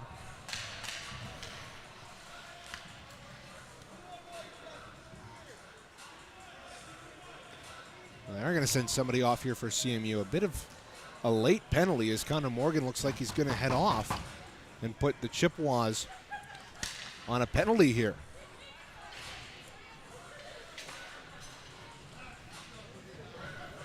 Perhaps something was said after the play, because it just seemed to be a routine icing. So my guess is it's an unsportsmanlike conduct penalty. given the signal, it was interference, so I think they got Morgan for taking down Sharp in front. Now a one-time opportunity from the slot by Brandon Dano, and he sends that wide. Now he's got it high slot. Dano working to the near side there for Abo. His shot out in front. It's loose in front of Gleisner. They score. McCaddy has his 4th goal of the weekend, and it's a power play tally, 3-0 Golden Grizzlies. Tough goal to give up for CMU, and that actually comes off a deflection from Maddox Grimes. It just goes off of his stick. It pops free to McCaddy again, and McCaddy is not going to miss many of those. A loose change, and Isaac Gleisner a little bit too slow on the draw there, and McCaddy puts it in the back of the cage. It's 3-0 Oakland. That coming at 5:23. 24 seconds into the power play. Special teams certainly have been a difference in this one. Chippewas couldn't convert on a 5-minute major. Now another penalty coming up to CMU. They might get both guys. Yep. They're going to get both Clements and his counterpart, Jules St. Marie. So penalties starting to rack up here in this second period with 3 in quick succession. Yeah, very quick penalties here after that power play goal by Jake McCaddy. And it's going to open up the ice a little bit more for both teams as we'll go 4-on-4 for the next 2 minutes in this one. So it'll be interesting to see what Central Michigan could possibly do should they clear the puck or get a chance with a little bit more open ice. So St. Marie sent off for a cross check. Clement sent off, I believe, for a high stick. So we'll play 4-on-4, and Chippewas, rightfully so, have Jace Johnson, the speedy guy out there for CMU, tries his signature move to the outside. He knocked off the puck. He's got it at the point. Wheeling around to the offensive end, had the puck hop off his stick, gets it right back though. Tried the bumper pass to Hutton, gets it back to the sophomore. Hutton at the point, dropped it off there for Johnson. He holds in the corner with 30 gone in this 4-on-4. Gibbs after the loose puck down low, tied up with Ruiz, and pardon me, that's McLeod, and away come the Grizzlies across the line. Abo dropped it back, nobody there. It'll be controlled there by Furtick. He pushed it down the wall. Furtick got it up top. Near side Giza. Back across the way for Williams. He's stepping into the left circle, wandering down behind the net, looking for some open space. 55 to go on the 4-on-4, and it's back out to center as the Golden Grizzlies make a tactical retreat. Now Logan Eland. Clawson, Michigan, coughed up the puck on the rush. Was able to get it out to center. Siraki, nifty pass ahead, just too far for Isaac Gibbs, or else he would have had him with a head of steam in the offensive end untouched. 30 seconds to go in the 4-on-4. Hutton in his own end, pressured by Dano. Dano able to work the puck free. He's out there with Arbor and Williams. Dano working to the outside, cutting on the shot, saved by Gleister. Reese Williams got it free to the near side for Arbor. There, Abo stepping in, shot blocked, rebound controlled by Siraki. Can't get it out though. It's it ahead to Hop. Hutton though, near side, hauled down by Reese Williams. He got the puck, so no penalty after he hauled down his man. Now Dano turns on the Jets up the right wing, shoveled it out in front, knocked down very skillfully there by Sam Camara, and Jake Bishop will motor on out. This will be flipped on ahead. Arbor poked that past the D-man and went right in on goal. Now Grimes getting tied up with the Grizzly. Lots of back and forth action here halfway through this second period. Centering feed, Bishop couldn't get there from Julian Johnson. Armentrout backed it up. One-time blast from the right point by Maddox. Grimes knocked away, and this will go down the ice, icing the signal and the call as Camara gets back on the icing first. Pretty big stoppage in play, too. It's been a lot of back and forth and very quick action in succession. Both teams a tired bunch out there on the ice right now. Yeah, they spent the entirety of the 4-on-4 on one drop of the puck. So That tells you how long we've been going. Here, 11:32 remaining, second period. Julian Johnson to dig in for CMU, quickly loses the faceoff. It's popped up to the point, though. Bishop settles it down, wrist shot through traffic, blocked. And Arbor will wheel it out. Here's Dickinson. Go off for a change after he dumped that, or pardon me, he's still out there. Thought he went off for a change, but instead he wheeled back defensively. Now, here's McMullen. Centering feed, left circle. We'll try the return feed. McMullen just couldn't get a stick on it, and it's back out at center. Dickinson kept it in. Shot saved by Gleisner. Davis working the puck across the way with Grimes. Grimes cleared it up the glass, knocked down. Grimes going more for the penalty, or pardon me, going more for the body than the puck, which can sometimes lead to a penalty, but he gets away with one now. Dickinson up the left wing, across the line, will hold up top of the left circle, tried to feed it out across the rink, got knocked down into the corner though. Grimes, he's had a long shift, still out there for the Chippewas, takes a run at his man. Now a centering feed, knocked away by some skillful stick work there by Gleisner. Away come the Chippewas. Bishop across that line, flops it in on goal, and Bishop gets tied up with his man as the play is brought to a halt. 10-12 to go, second period. 3-0 Grizzlies lead this one. And now Bishop having to be restrained, pardon me, Armentrout having to be restrained.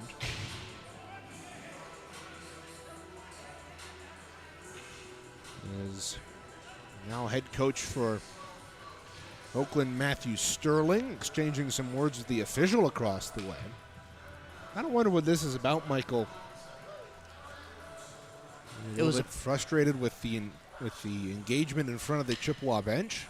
Yeah, I would assume so, because that extra shot came from the Chippewa bench, it looked like, because that puck was just flopped in and covered up by Oakland, and maybe an extra shot from the bench, so.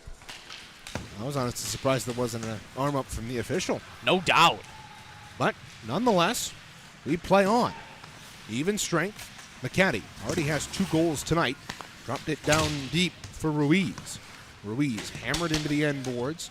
Pinned up there by Morgan. They battle for it. It's eventually worked free, though. It's tied up once again. McCaddy got it down low. A centering feed out in front. Gleisner able to have that one blocked. Now Siraki across that line. Dances around his man. Trying to outrun him. We'll work it up to the left point for Bowerson. His shot was blocked. Bowerson again. Here's another shot. Another blocker save. Bowerson once again. Left circle a shot. That one looked like deflecting high off of a man. And Oakland was able to control across the way and send it out. 9:20 to go, second period. Lots of free-flowing action here in this second period. Oakland, though, has controlled the bulk of it. They've definitely gotten the better of the scoring chances.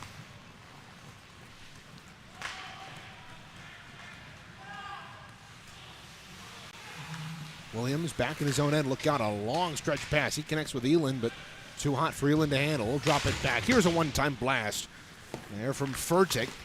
That went skittering wide. Rebound along the half boards across the way, back out to center.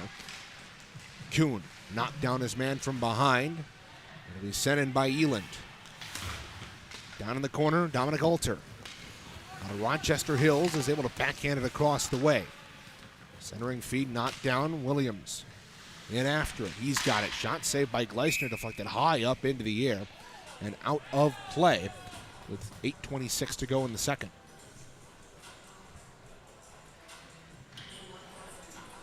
Oakland going right back in to the offensive zone, and just Central Michigan cannot seem to get a break in their own defensive zone tonight, and a big break there for CMU off that last breakaway attempt for. You're too much in basketball mind today, Michael. I know. Well, you've got to get ready for that. For the Oakland CMU women's basketball game coming up later this week. Look out, a shot. Exactly. From in tight, Gleisner made the save. These two schools, as you probably heard in the first intermission, going at it on the court tomorrow. Do I have that right, Michael? That is correct. Tomorrow, yeah. Women's basketball, CMU and Oakland's Central's women's basketball team off to another tough start this season, but men's team off to a much different look. Here's a scramble out in front, where it's knocked away. Hop trying to shovel it on ahead, and he does. Chase Johnson will turn on the afterburners. Down the left sink, into the shot. He snapped that one just high. 7:36 to go, second period. Chippewas had a good look there, but Johnson just couldn't get enough of the net on that one. Hutton now moving out of his own zone. It's knocked down at center. They battle forward to the red line. Gibbs able to shovel it on ahead. Nifty play by Hop to tip it on ahead, but he and Monty are going to have to go to the corner. He's getting a little physical across the way. Monty cross-checks his man, and oh boy, we might have a bit more of a scrum there, but tensions subside. Hutton, though, at the point. Camara, one-time blast shot saved by Hayes, and we'll gobble it up and hold on. Looked like it might escalate a little bit more than it did in the corner. Johnson and Hop in there with Monty. The Oakland captain really bringing the physicality here in the second period, but Chippewas able to stay out of it and come away unscathed. Yes, and get another offensive zone face-off here. It's just been a tough streak down the stretch as another one goes to OU. Davis, his shot off the rush, blocked away by Gleisner. Now Bishop will motor on out. 2-on-2. Around his man, centered it in front. Going to connect there with Armentrout. Bishop had the first goal of the Chippewa season this year. In that first game against Ferris State, he hasn't had a goal since.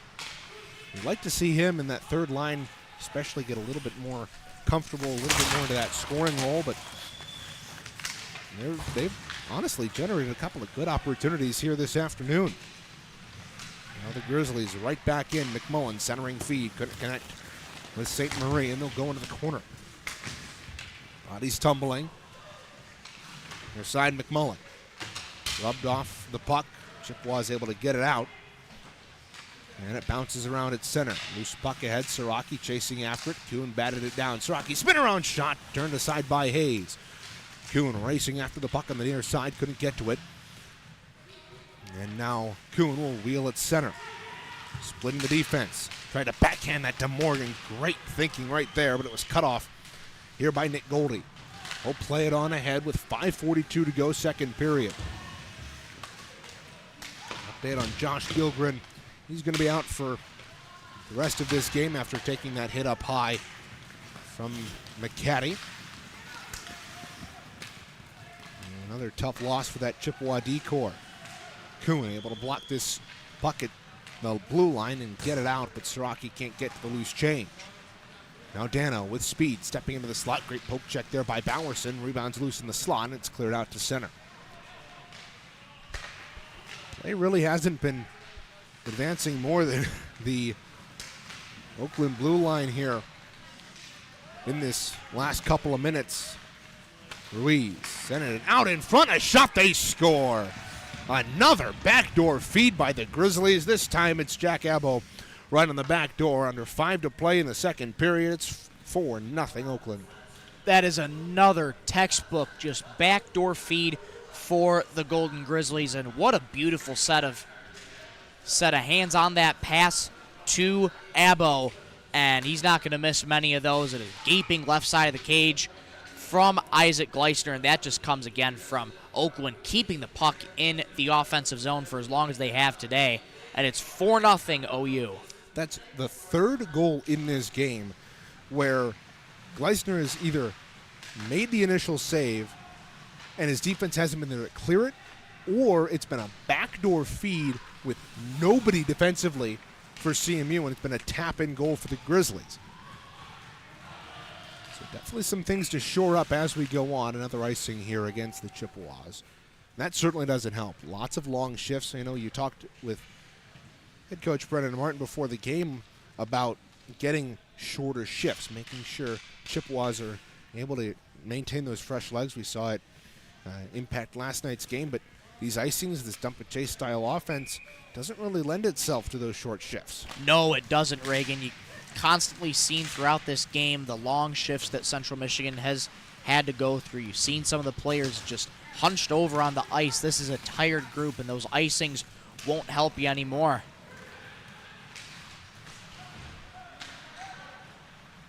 Chippewas just aren't able to get anything done, and now McCray diving after that long stretch pass will tip it to the offensive end and go for a change. Now Dano speeding on in, got Hutton to beat. Had the puck poked off his stick. He regains possession though.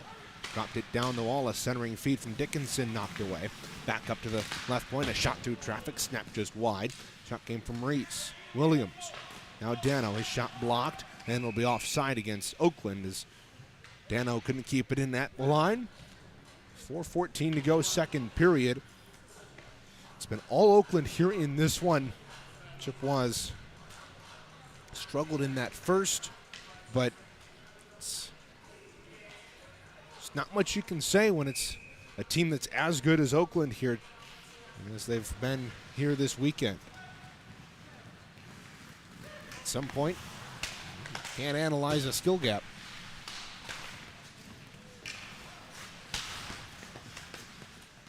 It's not to say Central Michigan doesn't have their good players, but with a team that's built as well as this Oakland team and LTU and GVSU that we've seen early on in this season, if you're a Central Michigan fan, they're just, at least at this point, they seem to be on a much different level. Hop gets labeled in front of the Oakland bench. That'll bring the Golden Grizzly faithful to their feet.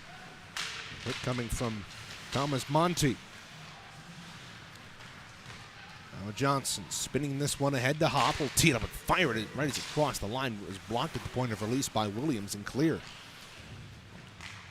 I like that idea of trying to catch Grizzlies off guard, and it almost worked, but a few too many bodies in front.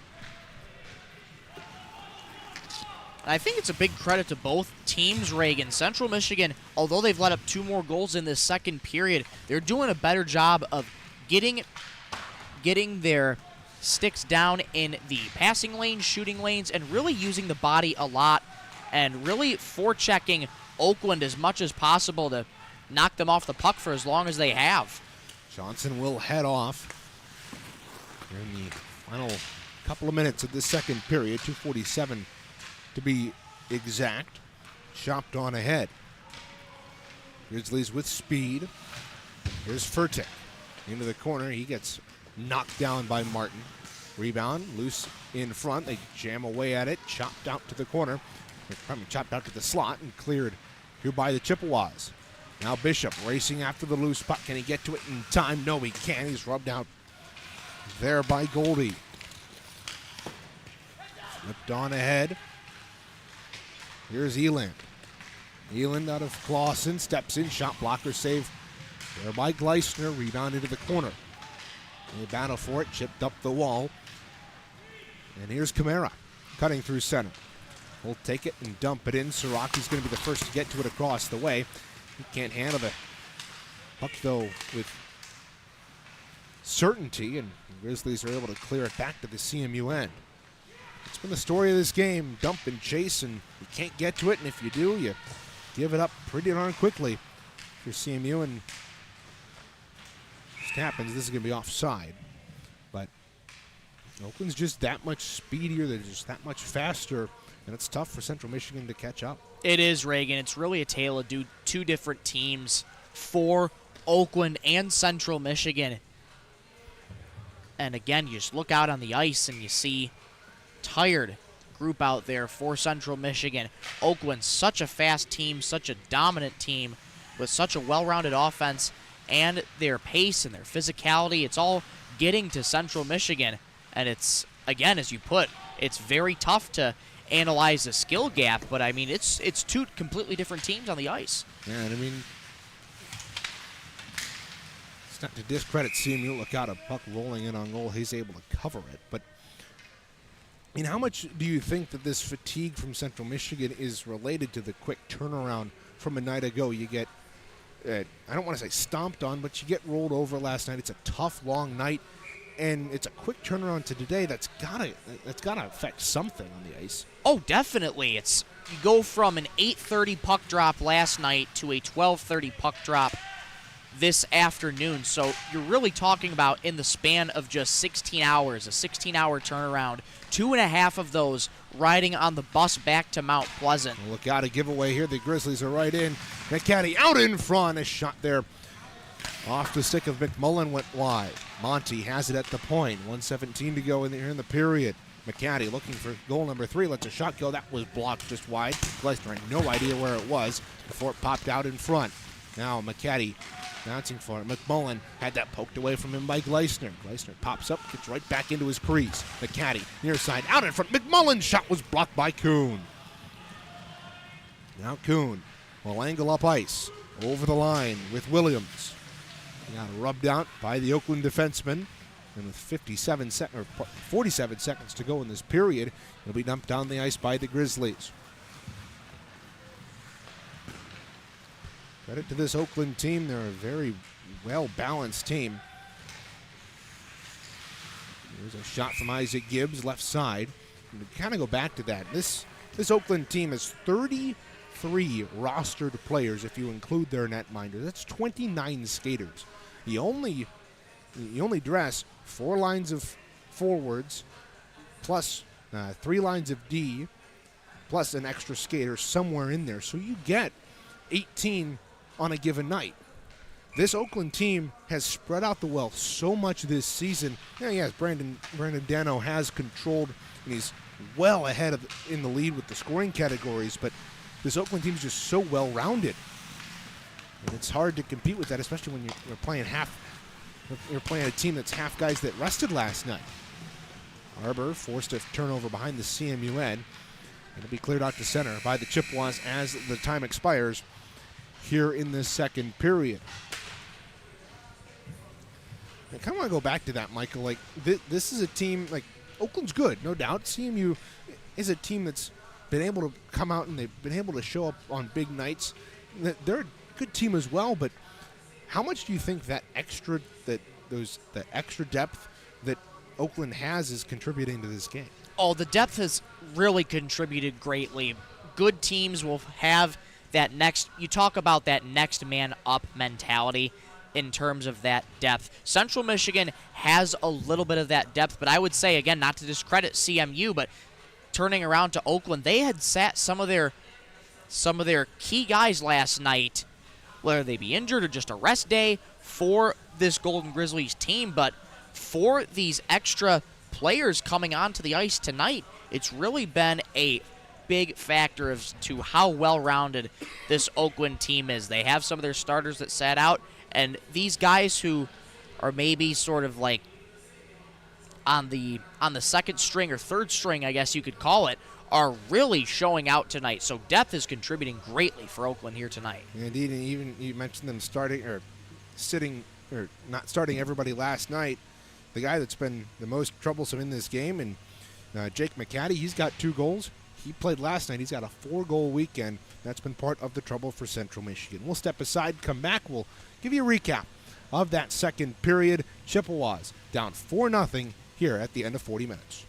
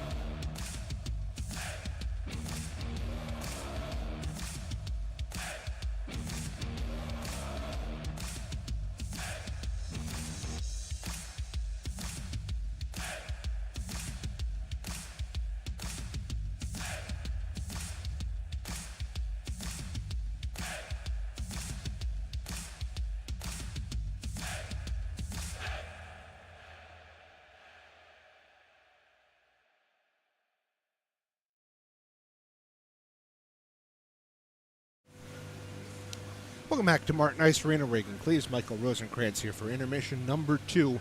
Chippewas allowed 2 goals in that second period to trail 4-0 at the end of 40 minutes. But as much as you and I, Michael, were, let's say a little frustrated at the end of that second period, there's still a lot of good things for Central Michigan. They've been able to muster shots on goal. They've got, they got 17 in this game thus far, so they're getting shots on goal. They may not be getting the bulk of the opportunities, and they're also limiting Oakland shots. Only 28 here through the first 40 minutes.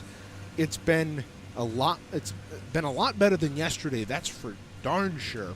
But it's still been a frustrating game. But for CMU, there's got to be, you got to find something that's working for you. You got to be able to improve on that here in this third period. Well, I think what's working for Central Michigan, Reagan, is the fact that they are putting a little more forechecking pressure on Oakland. They're really getting into their passing lanes, breaking up passes, matching them step for step, and knocking them off the puck. There's been some great poke checks from Lucas Hutton, Nick Kuhn, and the rest of this defense. So there's lots of good stuff you can take out of that second period for Central Michigan on the defensive side, and they'll have to continue that in this third period if they want to try and stick in this game. I think if you do that on the defensive side, you'd be fine. You just have to create chances and generate as many as you can on the offensive side of things, which has come few and far between in this contest. And the main trouble for Central Michigan hasn't necessarily been Oakland as a whole. It's been Jake McCaddy. 4 goals on this weekend. That accounts for, he had entered the night with 7.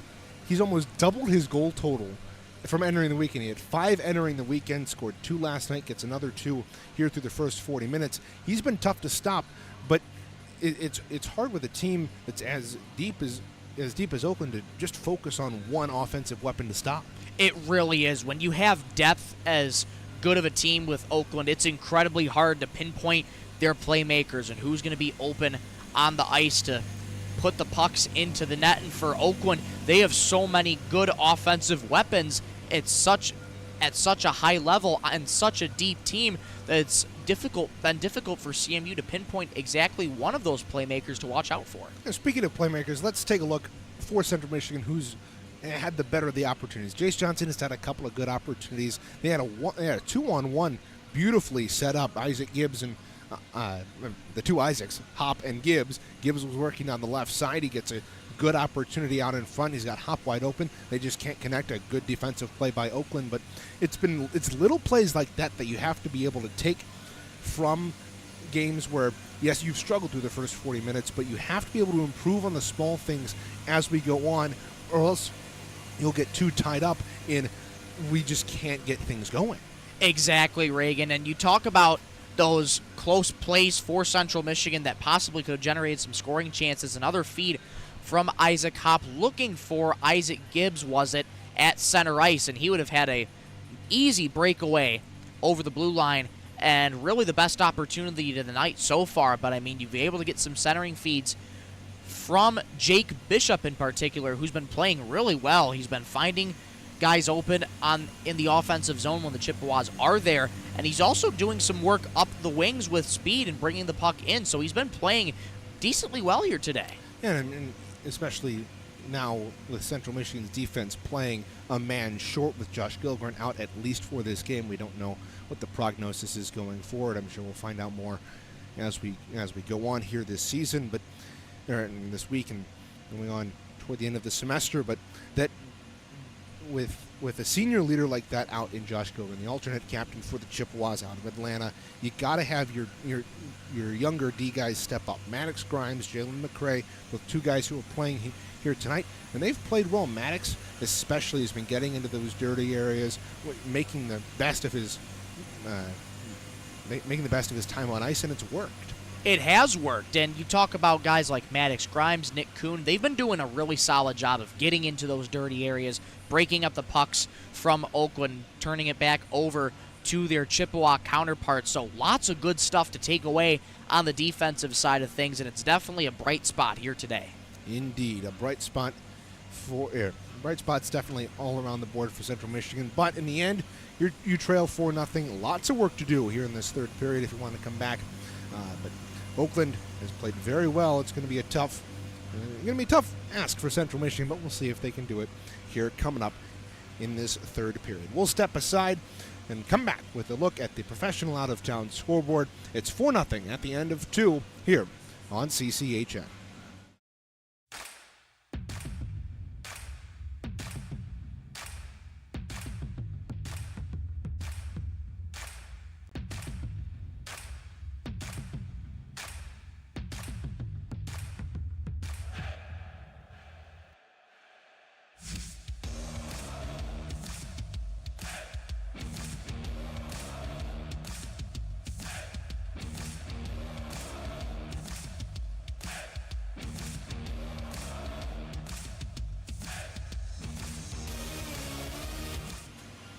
Welcome back to Martin Ice Arena, just about 5 minutes away from puck drop for the third period. Time now to take a look at the out-of-town scoreboard brought to you by OptumX Sports. Grand Rapids Griffins had a tough loss last night, a 5-2 to the Iowa Wild, who have struggled this season. Only 5 wins coming into the weekend for the Wild compared to the Griffins' 11, but Iowa got the better end of it last night. A 5-2 victory that snapped the Griffins' 5-game winning streak over teams over the most impressive team in that streak, Milwaukee. They beat up on Chicago, beat up on Rockford twice, as well as Iowa at one point in that, as well as Iowa at one point in that series. But Griffins still holding strong at 11-4-1 on the season. They'll wrap up the weekend tomorrow against the Iowa Wild, finish up that 2-game stretch against the Wild. And it's weird to have them playing on a Friday, Sunday, but indeed that's what happens when you now share the building with 2 other tenants in the Grand Rapids Gold and the Grand Rapids Rise. The Rise will get underway later on in January as part of the Pro Volleyball Federation's second season. But nonetheless, the Griffins are going to be in action tomorrow, Sunday at 4 p.m. You can listen to that game on Wood Radio 1300, 106.9 FM if you're in the Grand Rapids area, or you can use the iHeartRadio app, same station, for Bob Kaiser and Larry Figursky's call of that one. You can also watch it on Flow Hockey TV. The Saginaw Spirit will host London tonight after beating up on the Flint Firebirds a night ago. They've outscored Flint at least 20-4, 20-3. It's something like that. I don't have the stat in front of me, but they have really beat up on their I-75 rivals, have the defending Memorial Cup champions. They sit at 13-8-1 on the campaign. They'll take on the Knights, another very good team, here at 7:05. Dylan Clark has the call on 100.5 WSGW out of Saginaw, or you can watch on CHL TV. The Red Wings tonight, Michael, if I'll bring you back into the conversation here, your Red Wings, my Bruins, who's going to win? Oh, goodness. It's a clash of 2 teams that are not having the best of starts in the NHL right now. But, hey, the Bruins ended up getting rid of Jim Montgomery. But so far, they're off on the right foot. They were able to get a win. They're sitting at 9-9-3, I want to say. 8-9-2. 8-9-2. Pretty close. 8-9-2, so relatively close for the Bruins, but it's going to be a good one. It's going to be a good one tonight. The Red Wings are a sneaky team with the Bruins, and riding off of a thrilling game-winning goal from Lucas Raymond off on Thursday against the Islanders. It'll be interesting to see what the Red Wings can do, but you know me. I gotta root for the Red Wings, and I don't blame you. much as of you got to root for your Bruins, right? Exactly. I mean, both teams are coming off games that they really needed this past week. The Bruins have had some struggles lately. They've fired Jim Montgomery, obviously, but you get that big 1-0 win over Columbus to get back on the right foot. The Wings likewise had a 2-1 win, as you mentioned, against New York last week. That snapped a 6-game streak without a regulation win for the Wings. It's been a tough stretch for them. I mean, I've seen this floated around in the internet spaces and everything. What would you think if Stevie Y picked up Jim Montgomery off of waivers, as it were? Well, here's the thing. I would love a guy like Jim Montgomery because he's had so much success with Boston. His overall record, when I looked at it, was 120, 41, and 23 with Boston. And the Bruins fired him. And the Bruins got rid of him. So in my mind, yes, I'd love a guy like Jim Montgomery. He can really spark a turnaround, and he's someone who could really spark a good turnaround for this struggling Red Wings team. Yeah, indeed, and you'd hope that, the Bruins wouldn't make the same mistake they made with Bruce Cassidy. They let Cassidy go, and 2 years later is winning a cup with Vegas. But hopefully that's not the case for whoever picks up Jim Montgomery, but wish him the best of luck. Teams are just about to get back on the ice. We'll step aside, come back with play-by-play of the third period here on CCHN. You're tuned in to American Collegiate Hockey Association action on CCHN.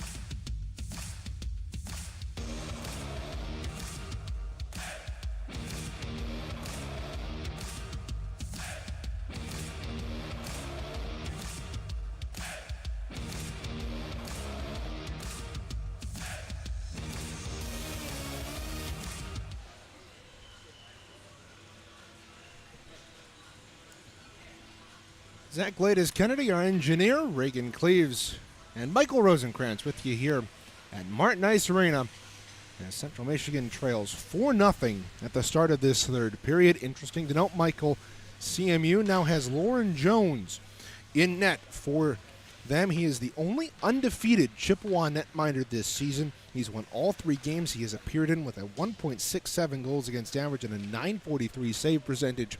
So he will take the net to our left. You see him stretching out his legs across the way. And we're set to go here for period number 3. So an interesting change here from Brennan Martin. It's not like Gleisner was really playing poorly at all, but they make the change. What do you think is going on in head coach Brennan Martin's mind?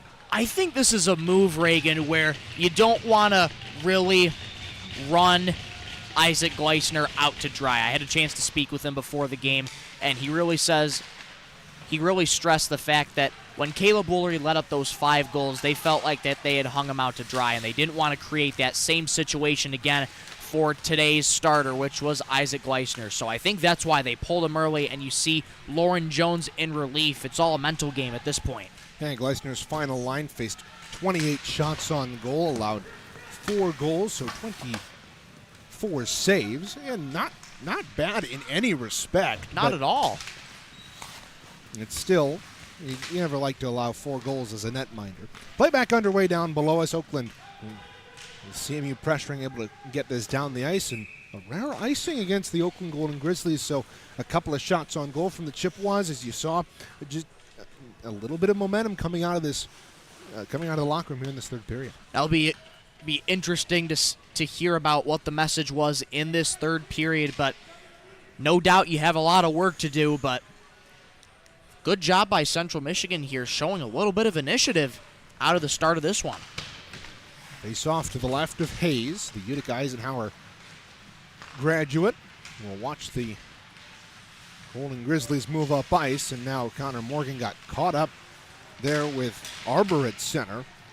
A little bit of frustration being shown there from either side, and Golden Grizzlies will dump this on in.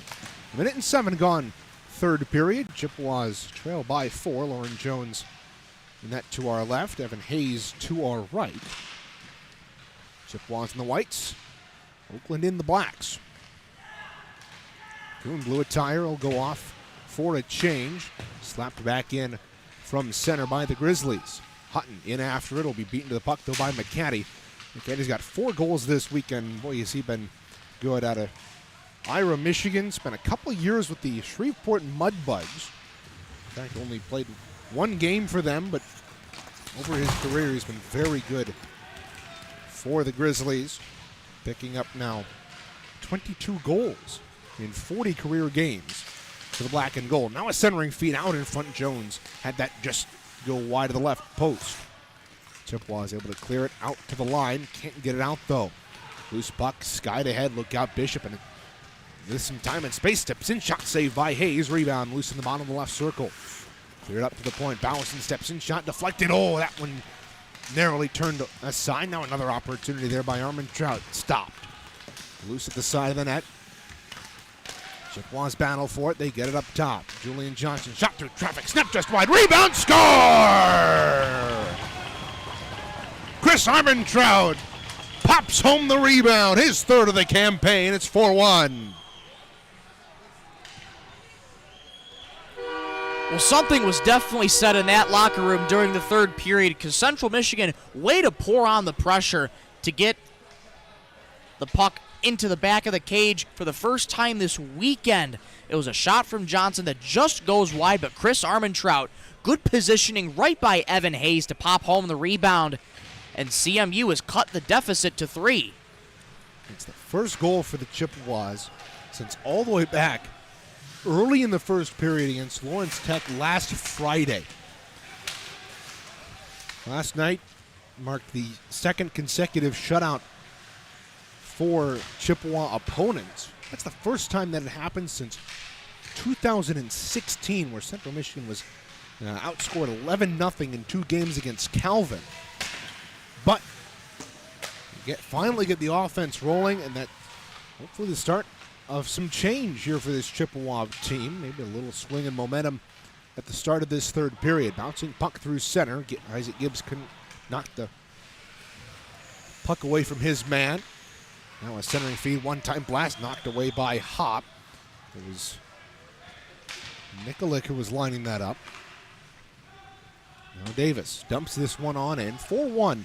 Oakland leads. Armentrout with his third of the campaign. He's really kind of come into his own the last couple of years, Michael, as he started his career with the D2 Chippewas, spent a couple of years with them, and then scored his first D3 goal in 2 seasons earlier this year, and now he's got 3 goals here this season. Now Julian Johnson gets tied up with Reese Williams across the way. They'll exchange a couple words and skate away. Martin back out at center. This is going to be a key for Central Michigan, is you're going to get involved in tangles. You're going to get tangled up with Oakland Golden Grizzlies. You got to keep your cool, especially now that the momentum's on your side. No doubt, Reagan. After that first goal, you can start to see a little shift of the momentum towards Central Michigan. You're going to have to stay disciplined, keep yourself grounded, and play your game of hockey, as head coach Brennan Martin always likes to say. They're going away from that dump and chase offense, it seems like, for the most part in this third period, and turning on that forechecking pressure. 5 minutes almost into this third period. Lauren Jones still really hasn't faced a shot in net for CMU as he peers from behind that really wicked cool mask that he showed off in a social media video a couple weeks ago. He honors his Aztec heritage, and it's one of the prettiest masks that I've seen at this ACHA level in some time. 5 minutes gone, third period. Chippewas are on the board with Chris Armentrout's third of the campaign. And now look out, they cough it up at the blue line. Away come the Grizzlies, stepping in, shot saved by Jones. Rebound out in front, another point-blank pad stop. There from the netminder out of Fenton. Now it's loose in front. Chippewas are able to clear down the ice, and this goes right in on net, so icing waved off. Good sequence there for the Chippewas. You get the goal, and you're able to kind of regroup. You cough it up at your own blue line, but Jones bails you out.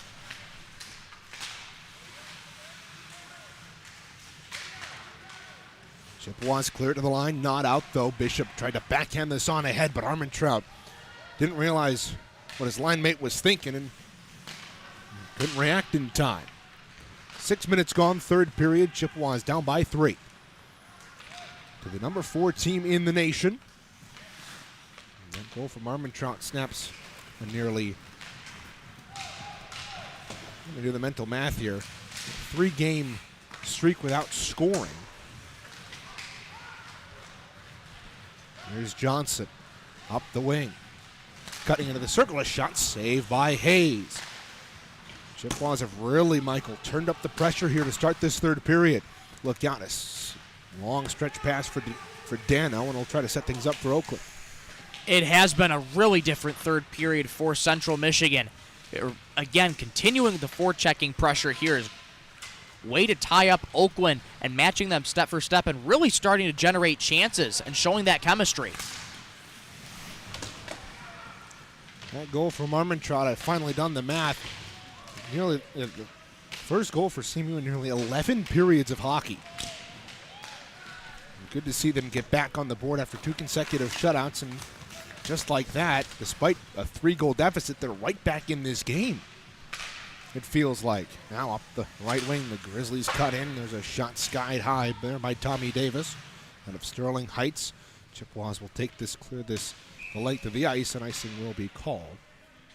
I will say, Michael, Central Michigan over the years has had some really tough time with Brandon Dano. He's played 7 games against Central Michigan all time.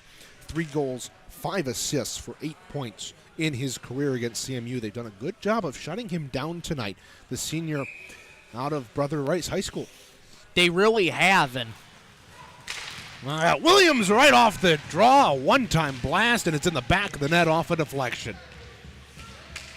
Well, how quickly things can turn against you if you're CMU. You get all the momentum to start that third period.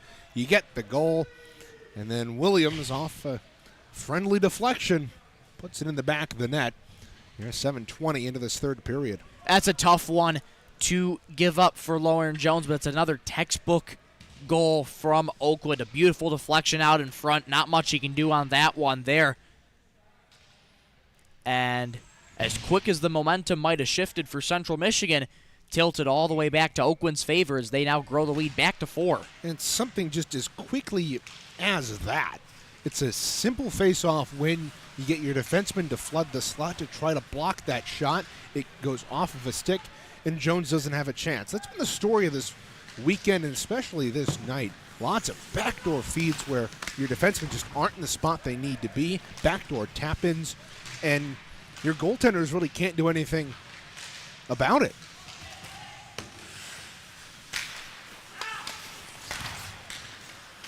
Grizzlies right back on the attack. A centering feed and saved by Jones. And the Chippewas will move out left to right. Siraki swung it out in front for Kuhn. Tried a nifty move around a man. Knocked away. Williams cross that line right side. Spins around in the corner. Fed it out in front. Oh, Dano tried to baseball that into the back of the cage. Couldn't do so. Here's Williams. Tried to center it out in front. It's loose in front of Jones, and he holds on. 11:40 to go. Williams out of Orchard Lake St. Mary's, same school that produced Sam Kamara, Connor Morgan for Central Michigan. That's his first goal of the season. He's had 11 points up to this point, but he's played very well here in his sophomore campaign.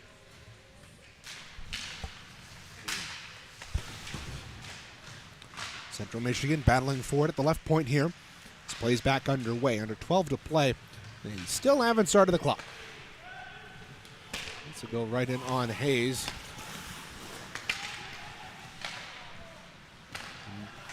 Now Oakland will break out. Here's a pass ahead with speed.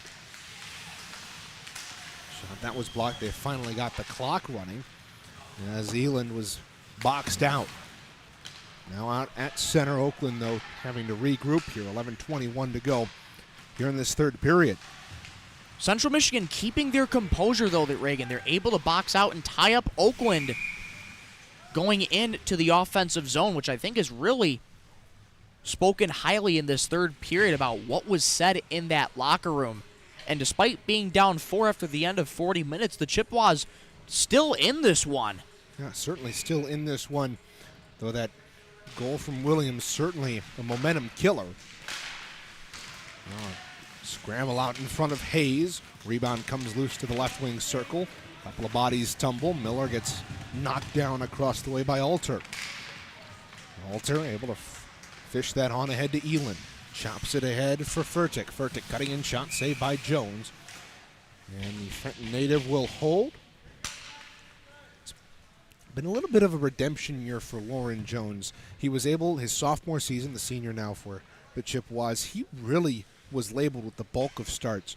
And then last year he was a little bit frustrated, a little bit but sad that he didn't get as much playing time as he'd like. But this season he still hasn't been the starter, but he's made very, very good work of the 3 starts that he's gotten. Now look out, a feed out in front, and they score again. Just another backdoor feed, this one through traffic, and Jones can't get over in time to make the save. It's 6-1. Man, it just seems like a broken record with the backdoor feeds for Oakland, but they just keep finding ways to produce more and more backdoor feeds, and all of these goals tonight from Oakland, it's just goals where Central Michigan can't really do a lot about them. I didn't catch who went through the line first, but it's the same story.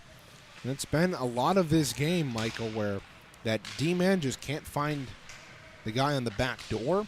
Oakland finding that space and making great use of it. Now another backdoor feed uncovered, but the Golden Grizzlies miscommunicate, and away comes Jace Johnson, rubbed out of the play. He's still got the puck, though. A beautiful shot from the left side, and it's cleared up and out of play. Want to remind you, fans, if you're looking for game reports, stats, schedules, and more, take a trip to SeamishiceHockey.com. Right there you can find those and much more, including player information, recruiting information, and apparel. That's SeamishiceHockey.com. I dare you to say that 5 times fast. Hey, that's a tough one. That is a tough one to say. Maybe in a little bit we can try that. Very curious to see how that would go. And that ad read's been the same for the last 4 years. So Devin and I got pretty good at saying it pretty fast. Absolutely. You'll get there. I was to say I tried one time to say it a little fast, and that didn't work out so well. Right now down in the neutral zone. Chippewas trying to match the speed, if you will, of Oakland. Struggled to do that through the first 5 periods of this series, but during this third period, it's been a couple of good chances generated by the Chippewas, including their lone goal of the last 3 games. That came from Chris Armentrout, icing the signal in the call against CMU. CMU fortunate to get off with a quick change just before that icing took place. Didn't seem to be wholesale, though, as a couple more tired bodies are out there for Central Michigan, just trying to take a look down there at a number. That might be Chris Martin there, hunched over and just fatigue setting in for CMU. Now another quick shot off the face-off. Oakland can't put it home, and it's cleared down the ice. Bishop tries the one-time blast, knocked away by Hayes, and with speed, there's Reese Williams up through center. He gets knocked down through the neutral zone. Bouncing puck just outside the Chippewa line is going to be offside, as Williams couldn't clear the zone before Dano came in. Dano's had a very successful career over the last 5 seasons for the Golden Grizzlies. One of the few players that played for them a while back, one of their few fifth-year seniors. Over 100 points for the 6'11 senior, 129 to be exact coming into today. Look out, Jones got hit in the face with that shot. The mask comes off, and a halt to the action. Yeah, that's a shot that comes in really quickly on Lauren Jones. Might be a little shaken up, but good to see that he pops right back up in his crease. As he gets the stick taps from the bench. He's always been a tough character for the Chippewas. The club's CFO as well. There's a shot from the right point that was skittered wide. Centering attempt from the corner, knocked away. Another spin-around shot by Dano, deflected wide. Clements has it across the way, tries to deflect it on ahead to Julian Johnson. He does. Johnson gets the return freed from Harmon Trout, though he's stripped of the puck here by Dano. Dano will spin and send this out to center ice. Bowerson with Julian Johnson caught in the offensive end. Can't go offside, but now a penalty coming up on Oakland. It's going to be a holding minor penalty, so the Chippewas are going to go back on the power play for the first time since the early stages of the second. This could be a good way for Central Michigan to try and reestablish some momentum, although you're down 5. You're getting another face-off back in the offensive zone, which hasn't happened for quite some time, but now you're pouring on the pressure in this third period. You're playing with new life. You're playing with new fire. So we'll see if Central Michigan continues that pressure here on the power play. And they struggled on that first power play. And the second one as well. A full 5-minute major was killed off with relative ease. Here's a shot by Isaac Gibbs, and it really boils down to maintaining the pressure in the offensive end. CMU hadn't been able to do that in that 5-minute major, and they've got to be able to do it here if they want any success in the man advantage. You also can't have that happen. A very easy clearing attempt. Now, yeah, you can't have that happen, but now you got to settle things down and regroup and set up in the offensive end. That being said, you need to gain possession cleanly first, and now a penalty coming up on CMU. Isaac Gibbs is going to go off for tripping, I believe. Morgan will touch up. Yep, it's going to be a slashing penalty on Isaac Gibbs. He's going to go to the box, and we're going to go to a 4-on-4 here. That's been another story of this season, Reagan. Just when the Chippewas get on the power play, another penalty happens on them, and now all of a sudden that opens up the ice even more for a 4-on-4 opportunity. So Oakland will have a power play coming out of the 4-on-4 should it go the entire length of the time for 33 seconds. Yeah, it's a penalty that happens behind the play right as Oakland is motoring on out. And Isaac Gibbs a little frustrated. It didn't seem like much. We just saw a player go down. Admittedly, I didn't exactly see the play in its entirety as I was following the puck up. But it is what it is. Referees call the slash, and we're 4-on-4 for the next minute and 9 before Oakland has an abbreviated power play. Now, Eland winding around in his offensive end. Logan Eland into the right wing circle, steps free, shot saved by Jones, and he deflects it up out of play. Eland, despite only having 5 goals this season, he's been a very big presence for this Oakland team out of the M1 United Griffins in the MHSAA. Had 37 points with them his senior season, but he has played very well here in this game. And really, though he hasn't notched at least a goal yet tonight, he has been all over the ice for the Oakland Golden Grizzlies. He really has. Eland has that scoring ability, and he's a really well-rounded forward. When he doesn't have those goals on the board, as he doesn't tonight, and again, Reagan, you mentioned he's all over the ice. Yeah. We'll say, doesn't have any goals so far. I don't want to be called for any broadcaster jinxes. I've had plenty of those the last couple of weeks. Might have set myself up in quite a tough spot there. At least as long as you don't say as long as you don't mention a shutout and you don't mention anything else. Here's a loose puck in on Jones. He covers. Shutout, perfect game, perfect on field goals. Those are the only things you don't mention in broadcasting. Absolutely. Of course, I just mentioned all 3 of those. And we'll see what happens. We shall see what happens. Off that stoppage of play, we'll have a draw to the left of Lauren Jones here. Under 7 minutes to play, 57 seconds remaining in the Isaac Gibbs penalty. It should be about 27 seconds of power play time for the Golden Grizzlies. Now look out, they've got it out in front. Big left pad save there by Jones, flashing out that left pillow, keeping it out of the net. 6 seconds to go. Here in the 4-on-4, Siraki dangling through center. It's a backhand shot, go off the goal post.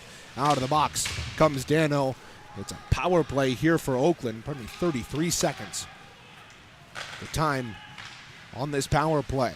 Over the line. Here come the Grizzlies shot. That was blocked by Maddox Grimes. Rebound is loose out in front. A shovel pass loose in front, and Jones is able to hold on. Another flurry of activity out in front of his own net. Dominic Alter started that down the left wing, the freshman out of Rochester United. Lots of Detroit kids here on Oakland.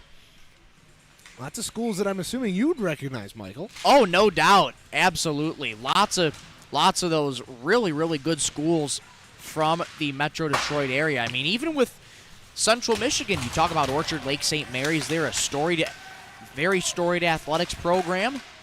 And even with Oakland, they recruit very well from the Metro Detroit schools as they make their way to Auburn Hills. Yeah, that's what you see, especially for these smaller schools, the likes of Calvin, Oakland, these smaller institutions that generally recruit kids out of their own area. I mean, we spent the entire first half of the season in my neck of the woods down on the west side, Grand Rapids area, but a lot of teams recruit. Now a penalty is going to come on Oakland here. I believe it's going to go to Ruiz or Giza. Indeed, it's going to be Giza to go off for a slash. Pretty blatant as he knocked the stick out of Connor Morgan's hands. 5:25 to go. Chippewas on the fourth power play of the night. Power play hasn't been the prettiest for Central Michigan, but again, another chance to establish the puck in the zone, and it's just another repetition and another chance to calm yourself down in the offensive zone, keep yourself grounded, cycle the puck efficiently, and try and control the offensive zone, but an immediate clear by the Grizzlies. This is dumped down the ice, and I kind of want to touch back on that recruiting point that I was making, Michael, where you see a lot of these programs that live that are out of these dense metropolitan areas, and it's a little bit easier to recruit when you've got a bunch of high schools around you, whereas CMU, there's one high school program in the immediate vicinity. If you start going into Midland, you've got Northwood, you've got you go to Big Rapids, you've got Ferris State. It's hard to recruit a big chunk of guys from a local area like other schools can. It really is, and just the part, and again, you make a great point, Reagan, just one high school in this Mount Pleasant area versus the Metro Detroit area where you have multiple different high schools near just about 2 hours southeast of Mount Pleasant. So lots of different options for teams who are closer in the Detroit metropolitan area. And of course you can recruit outside of your local area, but it's certainly a lot easier to recruit within it.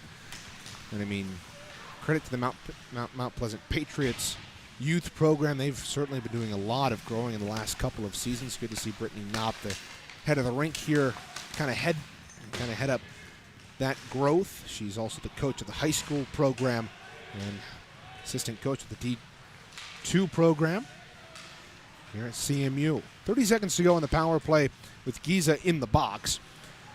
Hop will step over the line. Chippewas again haven't been able to get much going. Here's a shot that's blocked, and it's cleared down the length of the ice for another easy clear by Oakland. 3:42 to go here in this third period, and now if you're Central Michigan, aside from finishing this game well, you're going to start to look ahead to those teams like Adrian. And to finish out your semester, you've only got one more series after this. And as we mentioned, CMU, as the power play is over, Giza hops out of the box. CMU 0 for 4 on the power play here this afternoon. But in past years, you've been able to kind of overlook Adrian as that team that you're gonna be able to beat. But the problem with that, they just lost to Lawrence Tech by 1 in a 3-goal total affair, 2-1. That's a team that made a much-needed change a year ago, firing their head coach, getting a new one coming into this season, and they are certainly not the team they were the last couple seasons. Oh, no, not at all, Reagan. Central Michigan, and this goes for any team, you can never overlook anybody on any given weekend in the ACHA, and that goes for Central Michigan and Adrian. Yes, you get a couple weeks off to rest after this one, but going into Adrian, they only lost to Lawrence Tech by 1, so you cannot overlook this Bulldogs team. That's a lot to be proud of. Going down to the defending national champions, a loss is a loss, but only by 1, that's a valiant effort. Especially at Redford Ice Arena, a tough place to play. LTU, a very, very good program the last couple of seasons, obviously defending national champions. I mean, I think it speaks to the amount of parity that you're starting to see, not only in the MCHC, but also throughout the ACHA. You've got schools like UC Irvine, who weren't even in D3 up until this season. That entire WCHC dropped down from D2 to D3 because they just, for whatever reason, I think it might have been a funding issue. In the end, I don't know why they dropped down, but they did, and you're starting to see those West Coast teams, those more Midwest teams, other than just the state of Michigan, start to gain more recognition on the national level. Heck, UC Irvine's number 9 in the nation. Number 9. Granted, again, strength of schedule has seemed to have taken a back seat in terms of the rankings. You aren't necessarily seeing the MCHC dominated rankings where you have like all the top 5 teams. Here's a nifty shot, goes over top of the goal by Isaac Gibbs and skied up and out of play with 1:07 remaining here in this third period. But in the end, I think it's got to be the best for this for the ACHA. Yes, you start, if you open up the playoffs a little bit more, you start ranking other teams higher. You endanger the 15-year dominance that the MCHC has had in the ACHA's Division III. So it's really good to see that parity and get more teams, more schools involved. I mean, eventually you might see a non-MCHC team win the Natty. But you never know. It's possible, but the MCHC has dominated at the national level just over the past 15 years, as you put it. It's just like, who's going to be the one to break that streak going forward? The only team not in the MCHC to win in that time span, Sioux College, who's basically in Michigan. Essentially, yes. Now Johnson wheeling his way to the outside with under 30 seconds to go in regulation here. Kamara's shot through traffic, save by Hayes. Rebound collected by the Golden Grizzlies and fired around the boards. Max Grimes chipped this up. Across the way, they battle for it down in the corner. Oakland will move out here. Goldie will sky this on ahead. Under 10 seconds to play. Kamara at center. He'll fire it on in. And the final seconds will tick off here at Martin Ice Arena. The buzzer sounds. Final scores 6-1. Chippewas fall to the Grizzlies. And now Jace Johnson exchanging a couple of fisticuffs down below with Dominic Alter. We'll see if anything comes of this. Johnson still jawing with Oakland. Like, hopefully nothing will come of that. Yeah, words are still being exchanged, but it looked like Johnson might have thrown a left hook on Alter, but nothing seems to come of that. But Jace Johnson frustrated after that one. Yeah. Anyway, nonetheless, I mean, it has been a frustrating last 2 weeks for Central Michigan. You come into that Lawrence Tech series, a 5-game winning streak. Pardon me, 5-game point streak, and then you drop the next 4. It's tough, but in the end, there's got to be a couple of bright spots as we move forward, and those bright spots are going to be what we talk about here in the postgame show coming up right after this break. Final score 6-1 here from Martin Ice Arena. We'll be right back with more here on CCHA.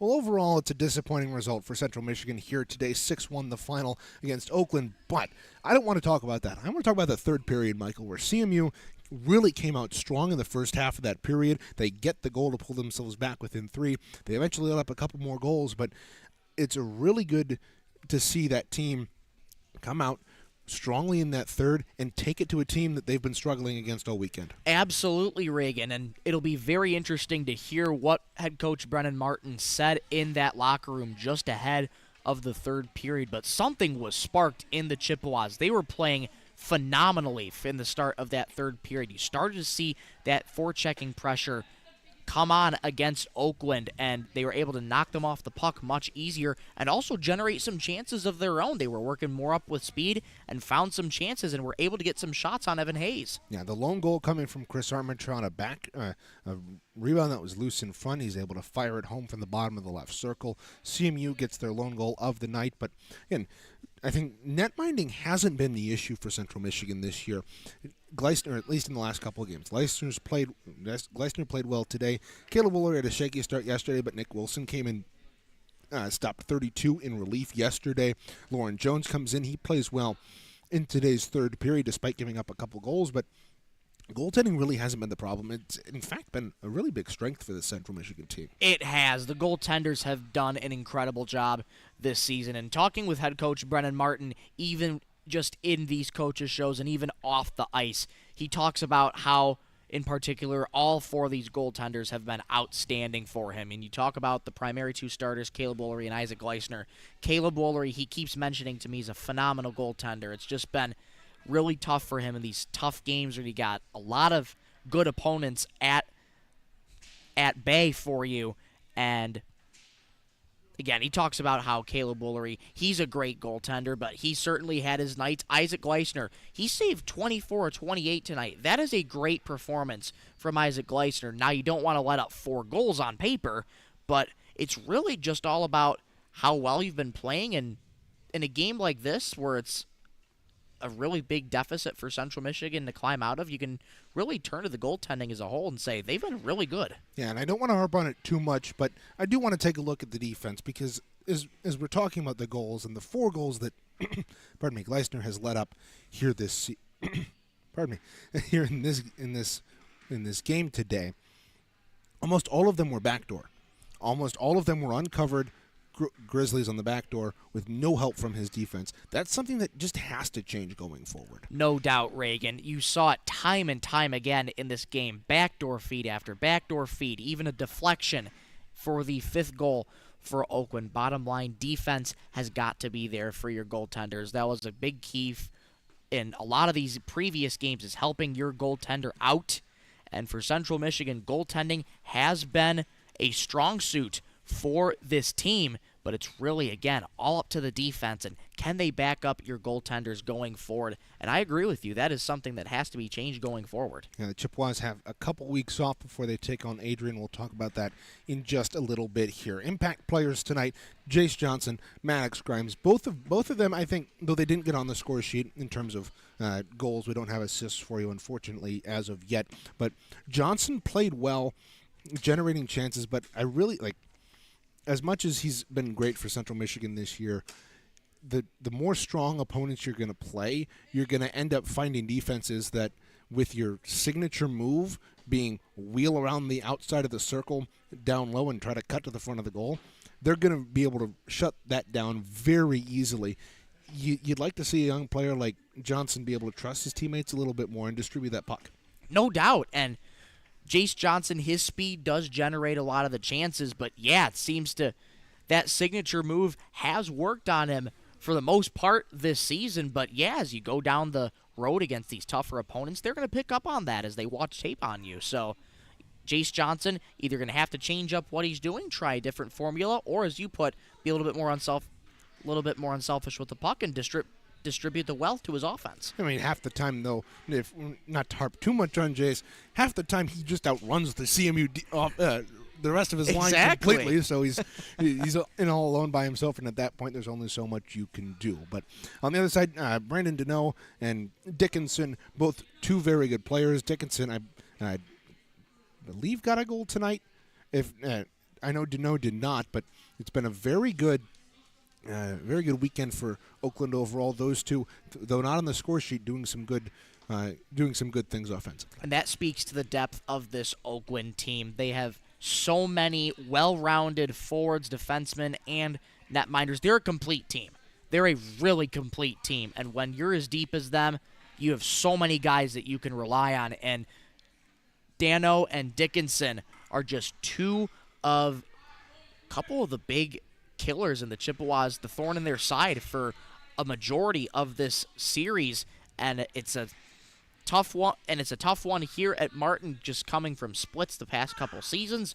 Oakland gets the sweep here tonight. So tough series for Central Michigan, but with that third period effort that they did today, they showed some promise at the end of this game. They certainly did show some promise. Our keys to the game, we talked about finding your footing early. Central Michigan, they, again, unable to win a game when they allow that first goal. They've only won one of those now 10 games in which they've allowed that first goal.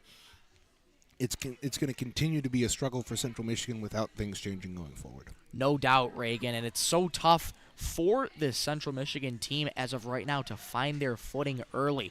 Whatever was said before that third period, I'd like to see that same message going out at the first part of the game. Just relax, play your game that you want to play, and put on that forechecking pressure. Look for those chances, and with what you saw in the third period, I think if they do that at the start of the game, there are going to be some good things going forward.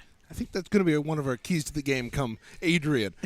Play how you played the third period against Oakland, and that's certainly what Central Michigan wants to do going forward. Our lone star of the night, Jake McGaddy. 4 goals on the weekend. 2 of them come tonight. He really powered this Oakland offense as they get 6 goals here tonight. He is your star of the game here from Martin Ice Arena. Looking ahead on the schedule, Central Michigan falls to 7-11, 1-0 on the campaign. They'll take on Adrian, who currently sits at 5-5 on the season, where they've got a game against Lawrence Tech tomorrow on Sunday. But that's going to be a series which traditionally CMU has dominated. Yes, but again, like Adrian showed last night, you can't underestimate a team that lost 2-1 to Lawrence Tech. No, if you put up an effort like that against the defending national champions, you're making some noise in the division right now, and it's been a tough couple stretch of games for Central Michigan. They now sit 2-4 in division play, and Adrian is yet to get a division win, but coming off of that effort against LTU, that'll be something they'll try and replicate for Sunday and into the next series against Central Michigan. Yeah, the Bulldogs have had a couple of very good last couple of games in division for them. They only lost by 1 to Michigan at home a couple of weeks ago, and then obviously last night falling only 2-1 to Lawrence Tech. They will turn things around, play tomorrow at 1 p.m. You can watch on Adrian College TV. But that series coming up in 3 weeks' time. We've got Thanksgiving break coming up this next weekend. Then you got the first week in December, and then you have, after exams, you've got Adrian and CMU. We'll have the home game Saturday, December 14th at 8 p.m. We'll have that right here for you on CCHN with video. Then on Sunday, we'll have a 4 p.m. puck drop at Arrington Ice Center.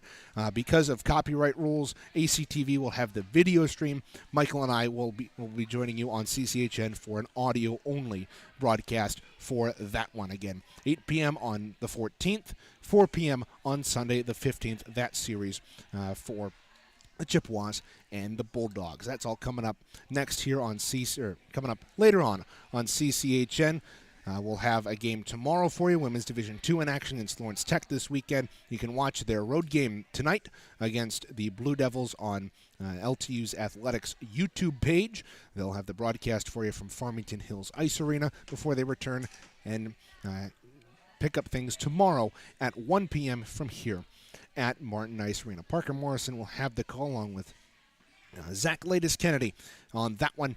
So we hope you'll join them for that one. Final look at the out-of-town scoreboard. The Grand Rapids Griffins and the Iowa Wild are in action tomorrow at 4 p.m. The Spirit and London will face off tonight at 7, and the Wings will take on the Boston Bruins tonight at 7 p.m. So a good couple of late-night hockey games here this evening.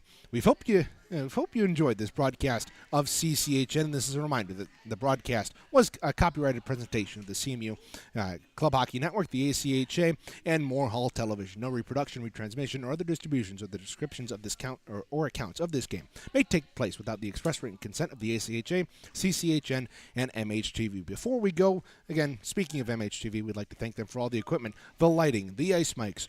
Our mics are our own, but the cameras, everything that makes this broadcast possible is all in part due to MHTV, Mario Caballero, Mike Potter, both wonderful faculty at CMU that help us get everything up and running here. Our camera was operated tonight by Zach Kennedy. Zach, thank you so much for being back. It was great to have you back on the set after a couple of weeks. He also produced mostly for the pregame and intermission. The other buttons were pushed by Derek Steele, who's sitting over to our left. Good to have both you guys back in here today for this broadcast. That will just about do it for us here this afternoon from Martin Ice Arena. But we'll be back on CCHN tomorrow as the Women's Division II team takes on Lawrence Tech, and we'll be back for D3 hockey in just 3 weeks' time. Until then, my name is Reagan Cleaves for Michael Rosenkrantz and everybody else here at CCHN saying so long from the Marty as the Central Michigan Chippewas fall 6-1 to the Oakland Golden Grizzlies here on a beautiful Saturday afternoon. Thanks for watching and have a wonderful night, everybody.